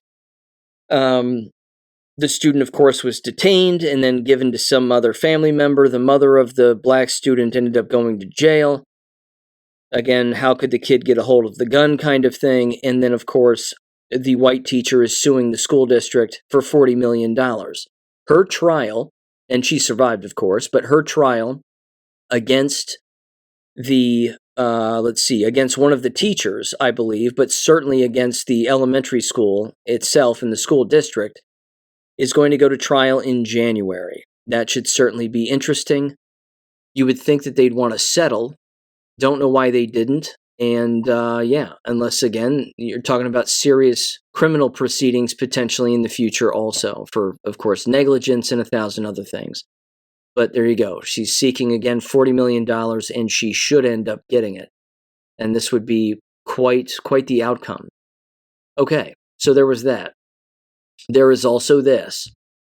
Very quickly, as I mentioned before, in the episode with Tambra, when we were talking about online education and the system collapsing, Miami University is now moving toward more online. You've heard Dr. Robin McCutcheon, bring up how Marshall University is doing the same thing. This is their only way forward financially. It's their only way. This will open them up again to overseas enrollment, in-state, out-of-state, you name it. Not to mention, and they're never going to tell you this, they don't have the staff members anymore. They just don't have them. They took the shots, they're sick, they're chronically ill, chronic illnesses, cancer, death, heart attack, stroke, you name it. They all took the bioweapons by and large. So did the student population. So they killed off their managerial individuals, so to speak. They killed off their clientele, being the students. And now they're saying, well, online education is the best way we have to manage things because that's the times we live in, and it's a great move for our university and blah, blah, blah. They're never going to tell you why they're really doing it. Because it was over 10 years ago at Miami University when my dad was trying to get their education department to go all online. And they refused. Well, why don't we have a master's program online in teacher education? Why don't we do that? We don't need to do that. People will want to come here. They'll want to see the red bricks. They'll want to walk into our historic buildings. That's what is part of the allure of Miami University, the Yale of the Midwest, and blah, blah, blah, blah, blah. And they're all just tugging on each other while they're saying all this. Well, wouldn't you know it, they're all screwed now. because they're actually using online education and online degrees now as their backstop for all of the murder that they just went along with. It's amazing. They're never going to admit it, though, and they don't even see it. And if they do see it, they're crying themselves to sleep at night as to what they've actually done and what they've been responsible for here. It's overwhelming. That leads me to this, actually, another interesting story. More individuals, as we are all aware of, I should say, are leaving the public school system, and rightfully so, certainly in the state of Ohio. This was from the local Tri-County newspaper, the Journal News. It was titled, "Ohio Vouchers. 153,000 students enroll in private schools this school year." It says around $1 billion was spent in the 23-24 school year on school vouchers. Beautiful. It says about 3,000 more students will be participating in Ohio's voucher program to attend private schools this school year, compared to the previous year, Dayton Daily News analysis showed. That's significantly smaller than the increase in the number of voucher participants in 23-24, the first year that vouchers were open to all in Ohio, with some limits based on income. In 22-23, about 83,000 students participated in Ohio's voucher system, while in the 23-24 school year, that number rose to about 151,000, according to the Ohio Department of Education. This school year, the number of students rose again to 153,914, according to the Ohio Department of Education and Workforce. It doesn't matter, it's increasing. And the reason that you saw that giant influx of 151,000 and certainly 83,000 beforehand is, again, not only because of the COVID lie, but it's because of government lying, just in general. And the poor school system, the lack of safety, the lack of real education. People are waking up to the real world that we live in. And the headaches that exist in people's lives are brought about by government and brought about by the indoctrination, brainwashing, torture system that is American education. Now, make no mistake, charter schools and private schools, almost regardless of what they are, and I'm not saying they're all terrible, they're not, but at the exact same time, they're still heading down the same stream that public education is. They're just in different boats. But it's the same stream. It's the home learning family that's on the shore, kicking their feet up, enjoying their time. Learning freely and openly, the way that we learn, free and openly. Because that's how it works with adults. You don't sit down and be yelled at and do this and read only this, and you're not allowed to read that, and you can't do a report on this, and then when the bell rings, then you get up and you go eat your goy slop, and then you come back and play a game you don't want to play, and blah, blah, blah. That's not reality. The home learning families are watching these people in these boats down that terrible, terrible stream of brainwashing and control and indoctrination, just waving goodbye to them. But what those families don't know, because they're in the matrix, certainly in Ohio, or they're certainly learning it, albeit a little slower, but even so, the fact is that they have the ability to get off that boat and swim to shore anytime they want. And they can even do it from a homeschooling standpoint, because homeschooling programs are private schooling programs. And they are religious, Christian-based programs also that are homeschooling programs. Think of the money that families would save by not having to pay taxes to your public school system by taking your children or child who's old enough to read and write, and they can just teach themselves at home. And you get to save all that money. Amazing, isn't it? I mean, these people are figuring this out, albeit slowly, but they're still figuring it out, which is great. And then again, it has some other stories from other individuals. Of course, plenty find this to be remarkably problematic, and it's the state legislature's fault, and this is horrible, and what are we going to do as a public education system, because we need public education, so they tell everybody. No, we don't. We can just watch it all burn, and that's 100% fine. speaking of watching it burn, I'm sure you heard of this. The Texas school system has been rocked by a $1 million teacher cheating scandal having to do with falsified teacher certification. The Houston-based cheating ring allegedly led to illegally certified teachers working in schools Texas-wide.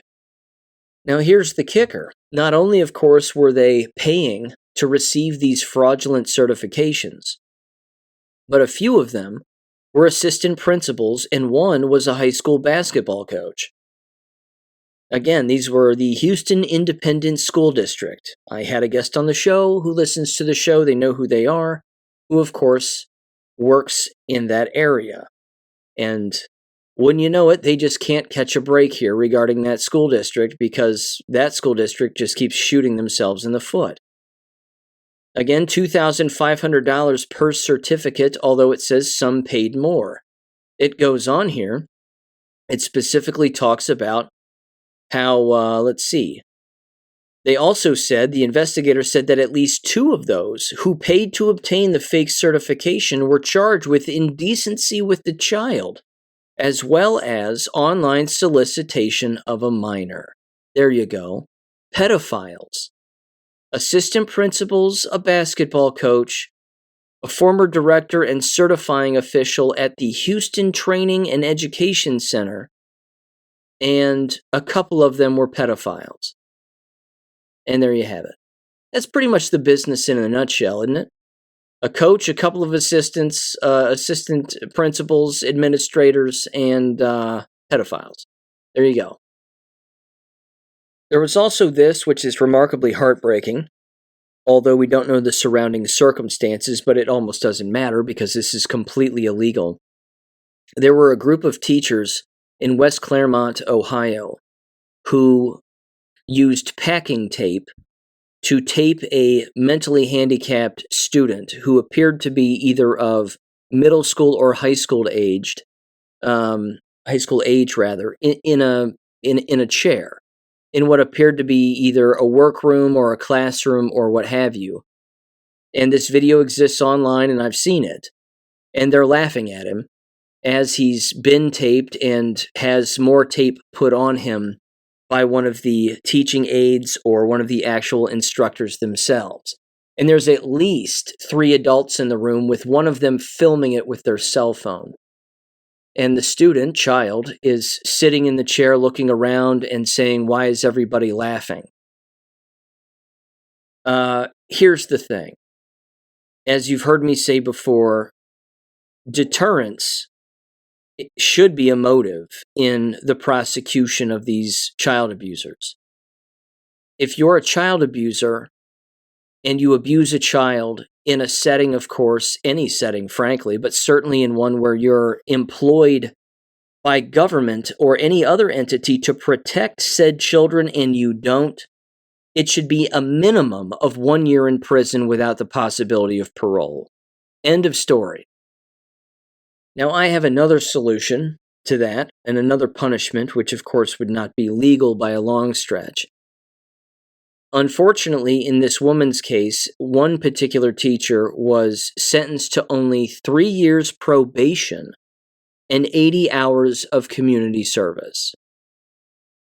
So, again, I don't know if the student was being violent toward others or not.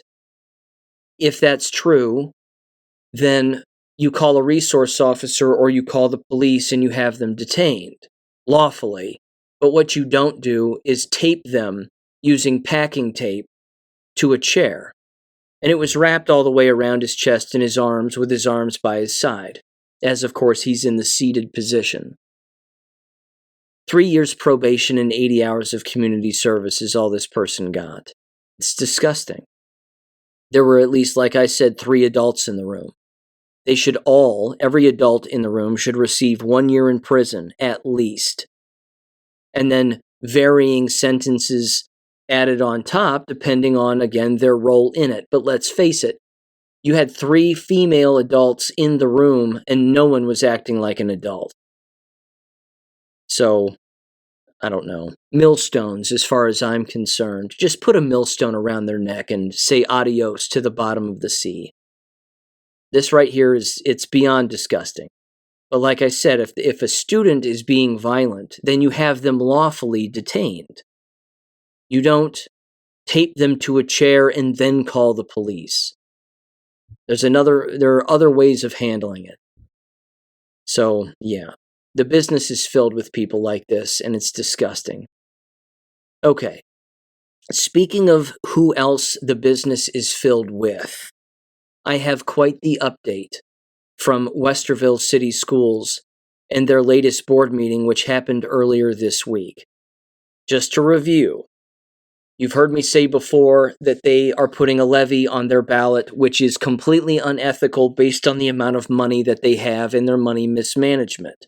The entire board is run by women. The entire board is run by unethical women. And as it turns out now, it's been proven that this board has at least 2 female bullies on the board who sought to intimidate one of the former speakers who regularly shows up and whose audio I've played here on the show, and I will play him again, a Doug Krinsky, who shows up and schools the entire board and their superintendent and treasurer on their money mismanagement and the fallacy of this entire levy and what it's going to cost everybody. So apparently on October 8th, there was an off-the-record, untaped levy town hall meeting where they had 100 some odd seats that were available and only 20 some odd people showed up. And what you're going to hear Doug say is that during this meeting, 2 female board members sat on either side of him.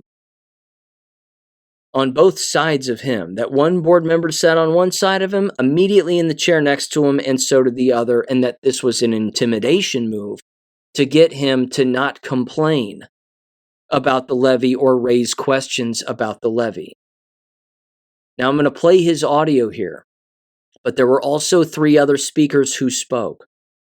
The woman who speaks after him also cuts right into the board, 100%. And one of the board members, in fact, I can probably name both. One of the board members who sat next to Doug Krinsky in an attempt to intimidate him, which I don't know why they would think that was a good idea or that would even work. Only these lunatic women would think such a thing, is Tracy Davidson, who sits on the board. And she, ironically enough, is a part of an organization in that town called Westerville Education Challenge. This is a anti-bullying teamwork organization that she sits on the board of. So she's a hypocrite. She's probably jabbed to the bone, and you can see it in her eyes that she's a crazy person. So it was definitely her, even though she's not named by name. Her association was, though, also. At the end of the meeting, though, you give these people an inch, they'll hang themselves, as you've heard me say. Jennifer Altman, who's first in my Deadpool because she's jabbed to the bone also and has AIDS and doesn't know it, she speaks out also. And she says, well, just a quick word about funding schools. She says other states fund schools and public schools lots of ways. And maybe the people in this district should figure out what those other ways are. Now, I'm paraphrasing her, but what she's alluding to and implying is that everybody should just open up their wallets and make donations. That we don't have to do levies if everybody just opens up their wallets and just gives us money. These are the dumbest people on the face of the planet.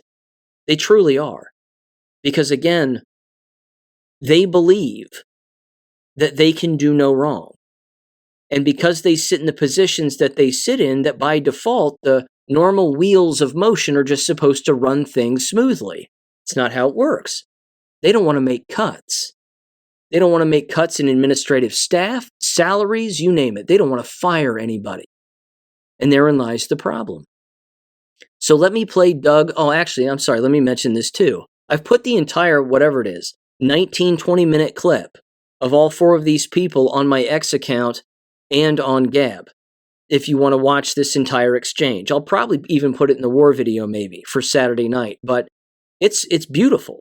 The last woman who speaks, well, there's a guy who speaks before the 2 ladies do, And he goes through the books, and it was perfect. Talks about them violating everybody's constitutional right to free speech and a number of other things. He's very well organized also. The last woman to speak is a member of the media, a former member of the media, but she's a radio host on a Sunday afternoon radio show. Her and her co-host. She walks up to the lectern. Her name, by the way, is a Mindy Dreyer. If I'm saying that right. She has a Sunday radio show in that town on 610 WTBN, if I'm saying that right. And she lets them have it. And she says, so we've had callers call in about not only the levy, but LifeWise, and you doing away with LifeWise. And we have listened to these people, and we try to listen to all sides to be fair and balanced, and it's absolutely amazing. So she says, I reached out to the superintendent's office to get a statement, and I didn't get any statement from anybody. So I waited a few days, didn't get any statement. So I emailed back, and I said, the statement doesn't have to come from you. It can come from anybody who works for the district. Would anybody from the district like to make a statement about LifeWise on the record to us? And of course, she says no one replied. I waited days and days after that second correspondence, and no one got back to me. And she looks at all of them again in the face, and she says, I know this about the media, having been in the media. She says, when you reach out to individuals to make a comment and they don't, and not a single person says anything, then you have something very serious to hide. And the answer is yes. They most certainly do. My recommendation to the district is that they do open records requests. They need to do serious open records requests. You need to find out who's making donations to that district and if there are conflicts of interest. I mean, they just received $340 some odd thousand in donations when they weren't receiving any. Where's all this money coming from? Find that out. You can inquire by asking for the list, the company's names, and the donation amounts. They should do that.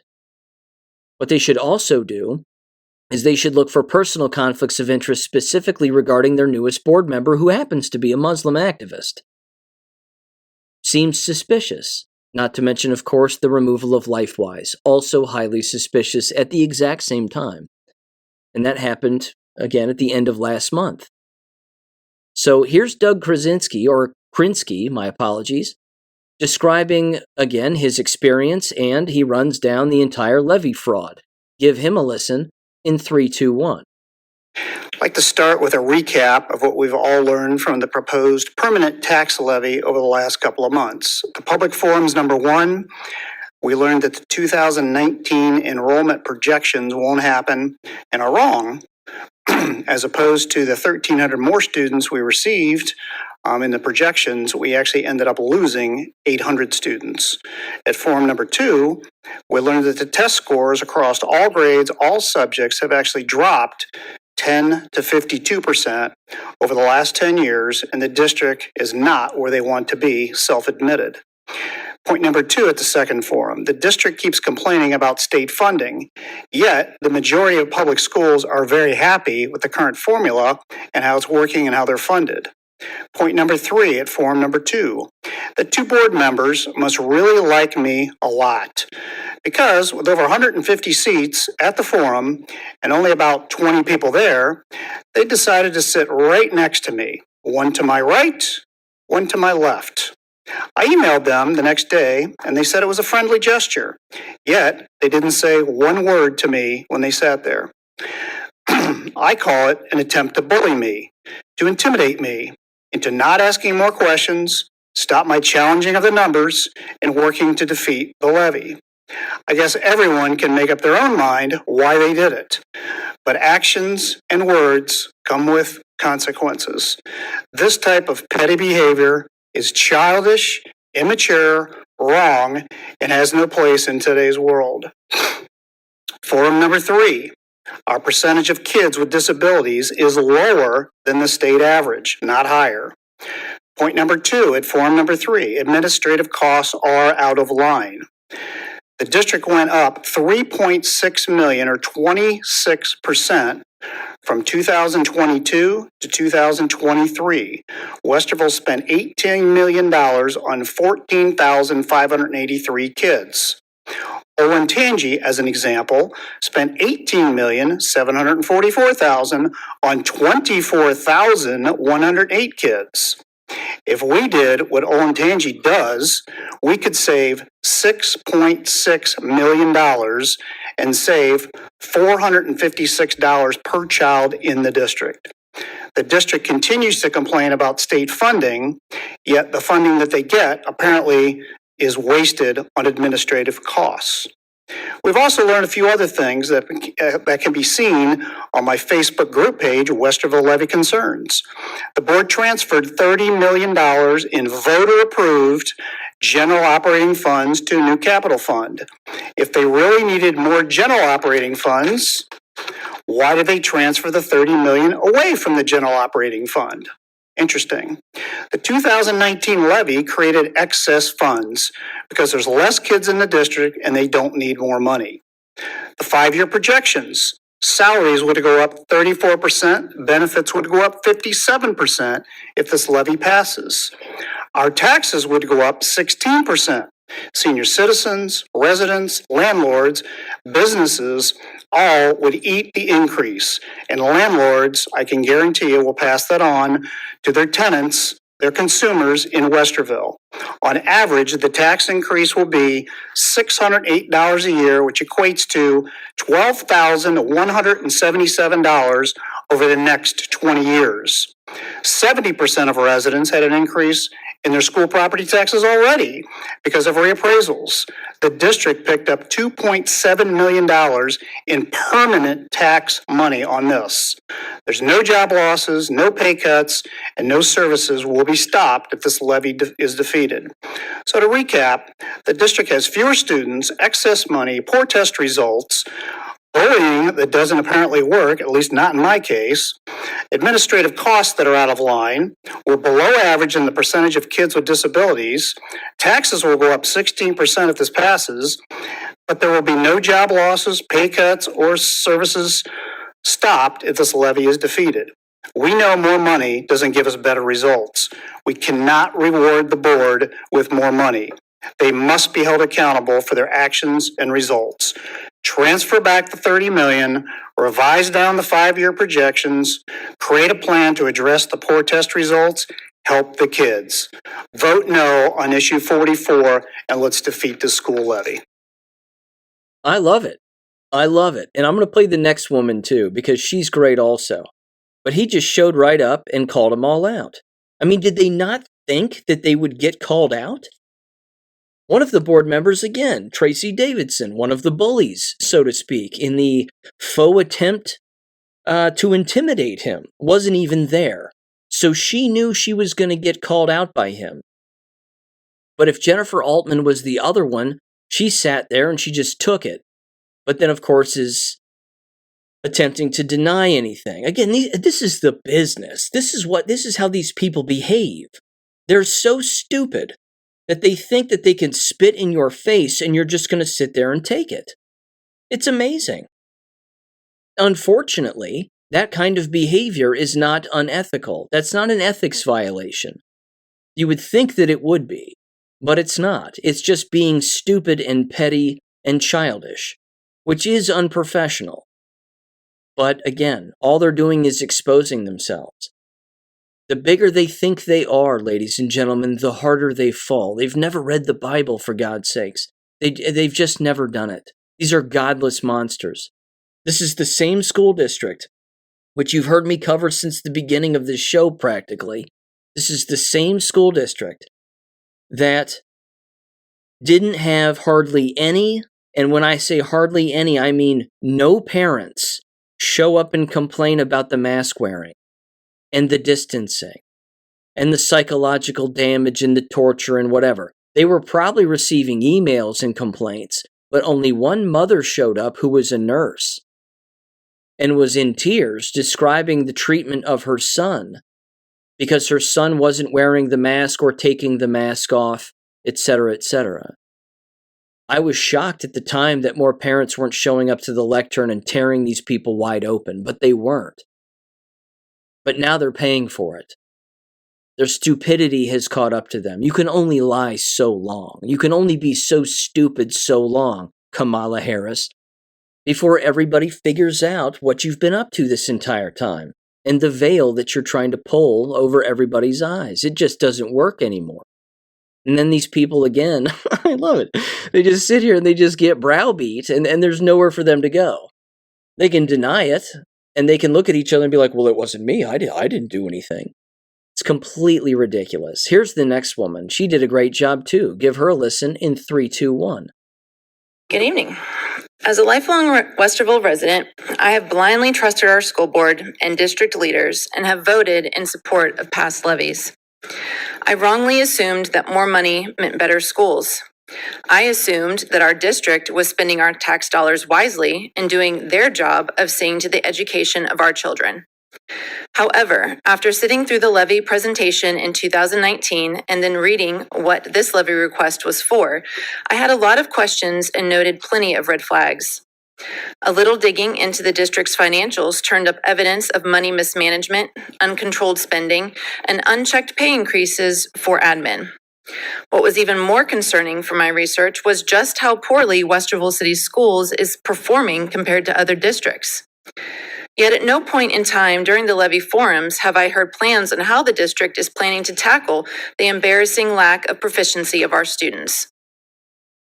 There was significant discussion, however, about the need for more classrooms and to update the remainder of older buildings. Now that the district has proven that they cannot properly predict enrollment growth, I went searching for current capacity numbers of all the schools and used current enrollment numbers to come up with the quick realization that the 2 new schools that were recently built to the tune of $60 million of taxpayer money was not only unwarranted, but also a waste of money. Had these funds been used to renovate current buildings, you wouldn't be here asking for more money. Had those funds been used to renovate, With this knowledge, I couldn't sit quietly, hoping that other residents would take the time to do their own research. I had to share what I had learned. So this past Friday, I had the pleasure of speaking out against the levy at Fourth Friday, and I want to share with you a summary from the conversations I had. I was surprised how many current and retired teachers and spouses of teachers were willing to speak out on this issue. The majority I encountered said that they were not voting for the levy, and those that were voting for it were only doing so out of fear of punishment and retaliation by the district. Everyone agreed that the district administration and our school board needs to be held accountable for the mismanagement and uncontrolled spending of our tax dollars.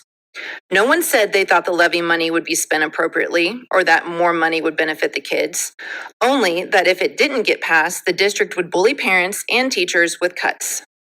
I don't think the school board, as a school board, I don't think you fully understand how fed up the residents of Westerville are with your poor decisions and inability to properly manage our money. It's no secret that Westerville City Schools has declined.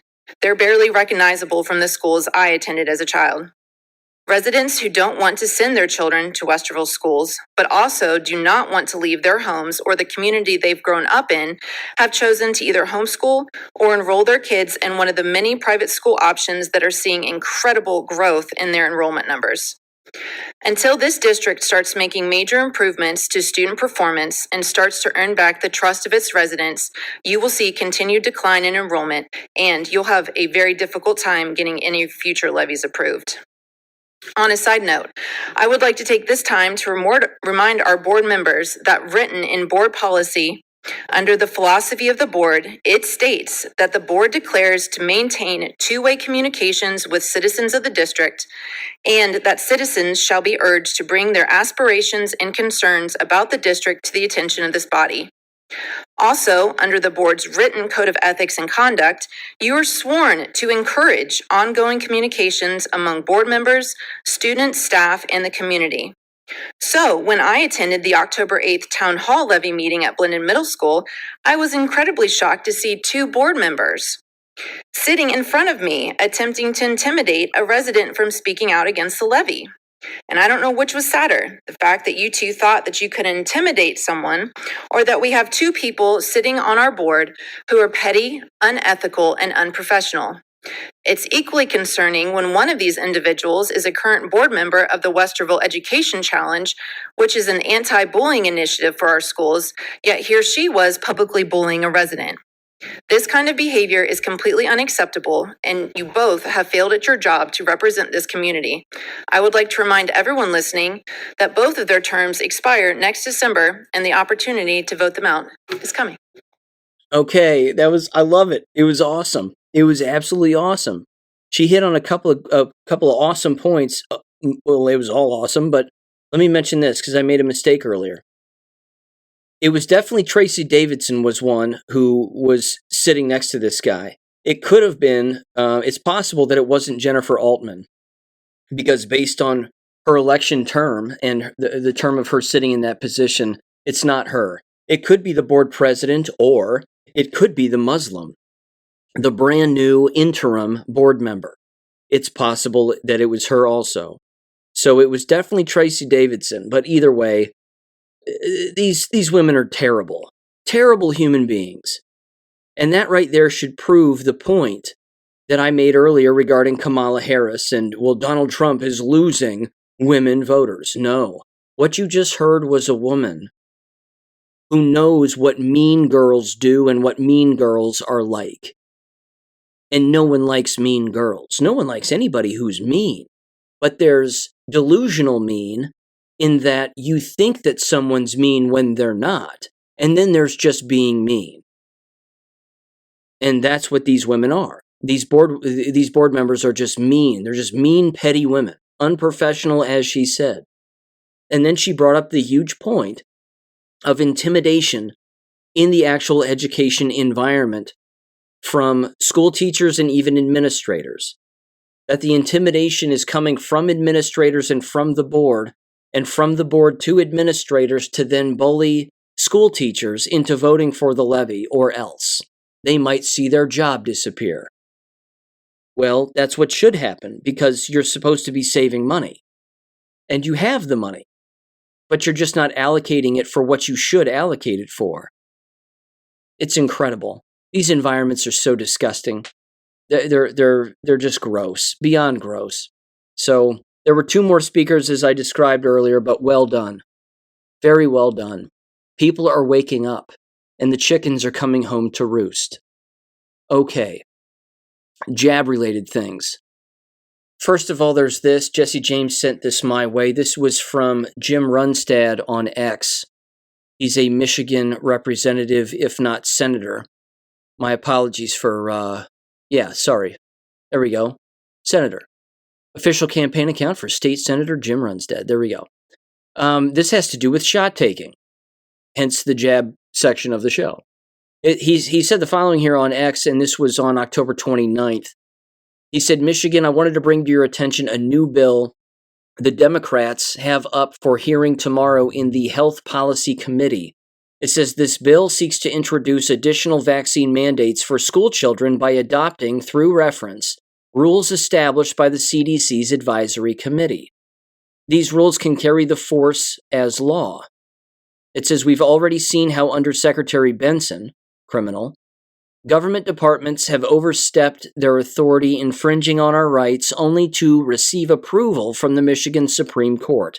If passed, the Department of Health would gain sufficient power to impose more mandates on children attending schools. This could include, but is not limited to, number one, setting specific age ranges for required immunizations. Number two, determining the earliest age at which vaccinations may begin.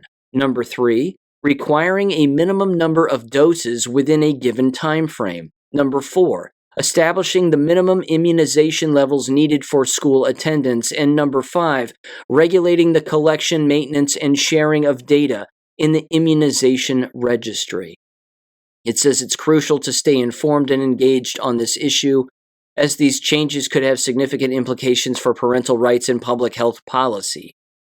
So contact the members of the Senate Health Policy Committee and tell them to vote no, unquote. You should also keep this in mind that the CDC at the national level, and of course their communication with the state level, but specifically at the national level, that they have added COVID shots as a part of the infant vaccination schedule. So if newborns can get COVID shots and of course die soon after, because that's what's happening, and they force this on school-age children before they attend school, or a certain number of years that they are in school, ladies and gentlemen, it's government slaughtering their own citizens. So, if this is going to happen, you have a green light to get out of the system permanently. The green lights are everywhere, by the way, but this is clearly one of them. You would think that this next story, of course, would also be the green light that something is going on with the COVID shots, as we all know. But this was from Dr. Makis, and it was titled, Canada Starts Euthanizing the COVID-19 Vaccine Injured. Ontario doctors have murdered the first vaccine-injured man and are coming for the rest. What I predicted has come sooner than expected. Post-COVID-19 vaccine syndrome. It says, an Ontario MAID death review committee involving people who weren't terminally ill. Again, if individuals are wanting to kill themselves because of the side effects of these bioweapon shots and government is allowing it, then that means government isn't accepting responsibility for what the bioweapons are doing. But they're allowing people to kill themselves. I mean, what's going on here? We know what's going on, but imagine all the people who don't. Then there was this in conclusion from Zero Hedge. It was titled, The Most Devastating COVID Report So Far. It says HHS engaged in a PR firm, the Forest Marsh Group, FMG, for the propaganda campaign. This has to do with the House report on HHS COVID propaganda. This was authored by Jay Bhattacharya and the Brownstone Institute. It said the Biden administration spent almost $1 billion to push falsehoods about COVID vaccines, boosters, and masks on the American people. If a pharma company had run the campaign, it would have been fined out of existence. I'm just going to read some of these bullet points here. Exaggerated COVID mortality risk, downplayed the fact that there was no good evidence that the COVID vax stops transmission, which of course we know it doesn't. Ultimately, since it says the messaging did not match reality, the campaign collapsed public trust in public health, although I would say it was already dwindling. It says the PR firm FMG drew most of its faulty science from the CDC's guidance, quote unquote, which ignored the FDA's findings on the vaccine limitations, as well as the scientific findings, from other countries that contradicted CDC groupthink. It goes on. It says the report details that the CDC's mask flip-flopping through the years, especially infuriating to recall the CDC's weird, anti-scientific, anti-human focus on masking toddlers with cloth masks in 2022. It says President Biden's COVID advisor Ashish K. Jha waited until December of 2022, right after leaving government service, to tell the country that there is no study in the world that shows that masks that work well, quote unquote. In 2021, former CDC Director Rochelle Walensky rewrote CDC guidance on social distancing at the behest of the National Teachers Union, guaranteeing that schools would remain closed to in-person, it says, learning for many months. During this period, the PR firm FMG put out ads telling parents that schools would close unless kids masked up, stayed away from friends, and got COVID vaccinated. It says in March in 2021, even as the CDC told the American people that the vaxxed did not need to mask, the PR firm ran ads saying that masks were still needed even for the vaxxed. Quote, it's not time to ease up, they said, quote unquote, we were told. In the absence of evidence, any of that did any good. I'm going to keep going and wrap this up with these bullet points because they're huge. It says in 2021, to support the Biden-Harris administration's push for vax mandates, the PR firm pushed the false idea that the vax stopped COVID transmission. When people started getting breakthrough, quote-unquote, infections, public trust in public health collapsed. It says later the FDA approved the vax for 12 to 15-year-olds, and the PR firm told parents that schools could open in fall of 2021 only if they got their kids vaccinated. These ads never mentioned side effects like myocarditis due to the vax, or death, for that matter. Next one, HHS has scrubbed the propaganda ads from this era from its web pages. It's easy to see why. They are embarrassing. They tell kids, in effect, that they should treat other kids like biohazards unless they are vaccinated. Well, so did what's-his-name, Dr. Siegel on Fox News. He's a piece of shit. There's also this too. It says when the Delta variant arrived, there is no variant, the PR firm doubled down on fear-mongering, masking and social distancing. And they have the exact quotations and screenshots from their actual PR firm website and their messaging and emails. It's amazing, this document. It says in September of 2021, CDC Director Walensky overruled the agency's external experts to recommend the boosters to all adults rather than just the elderly. The next one says the PR campaign in the CDC persistently overestimated the mortality risk of COVID infection in kids to scare parents into vaccinating their children with the COVID vax. The next one says, in August of 2021, the military imposed its COVID vax mandates, leading to 8,300 servicemen being discharged. Since 2023, the DoD had been trying to get the discharged servicemen to re-enlist. What harm has been done to American national security by the vax mandate? It says the Biden-Harris administration imposed the OSHA, there we go, CMS and military vax mandates, even though the CDC knew that the Delta variant evaded vaccine immunity. It evaded it because it's not real, and because there is no vaccine immunity. Neither of those things are real. It says, I think if a celebrity is paid to advertise a faulty product, that celebrity should be partially liable for the product's harm of some people. It says the propaganda campaign hired celebrities and influencers to persuade children to get the COVID vax. Yes, the blood on their hands is endless also, but people need to think for themselves and not do what Taylor Swift says. It says in the absence of evidence, or John Legend for that matter, his commercials are disgusting also. It says the propaganda campaign ran ads telling parents that the vaccine would prevent their kids from getting long COVID, also doesn't exist. It says, with the collapse of public trust in the CDC, parents have begun to question all CDC advice. Good. It says the report made several recommendations, including formally defining the CDC's core mission to focus on disease prevention, forcing HHS propaganda to abide by the FDA's product labeling rules, and revamping the process of evaluating vaccine safety. And finally, it says probably the most important recommendation, HHS should never again adopt a policy of silencing dissenting scientists in an attempt to create an illusion of consciousness in favor of CDC groupthink.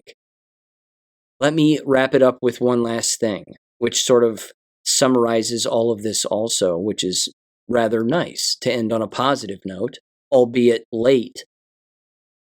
The state of Queensland, Australia, had a judge who ruled that everyone who was forced to take the shots or lost their job as a result of the shots or the distancing or the arresting or whatever, that they all had their human rights violated.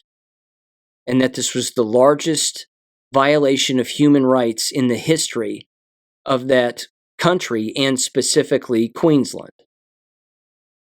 So that's out of the bag now. And you even have, I played a piece of audio from one of their local news outlets there in the last war video for Wednesday night. But you even had one of the anchors openly say, if I would have known that this would have been ruled this way, even though I knew that this was being pressured, I wouldn't have taken those shots. And he took them. He took, I think, at least 3. But there you have it.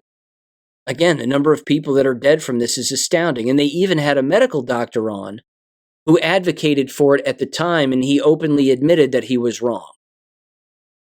That he said, I was wrong about all of this. The pressure was again, a violation of everybody's sovereignty and rights and XYZ, but, I was on the wrong side of this, and I have to accept responsibility for that. I don't think he outright apologized, although he may have, but either way, the damage is done.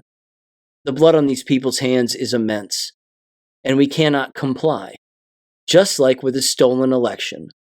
If we have another stolen election, we should not comply. Project Esther, do not comply. You see the pattern here? Unethical school boards who want to tax you into oblivion, do not comply. If government says do this, say fuck you.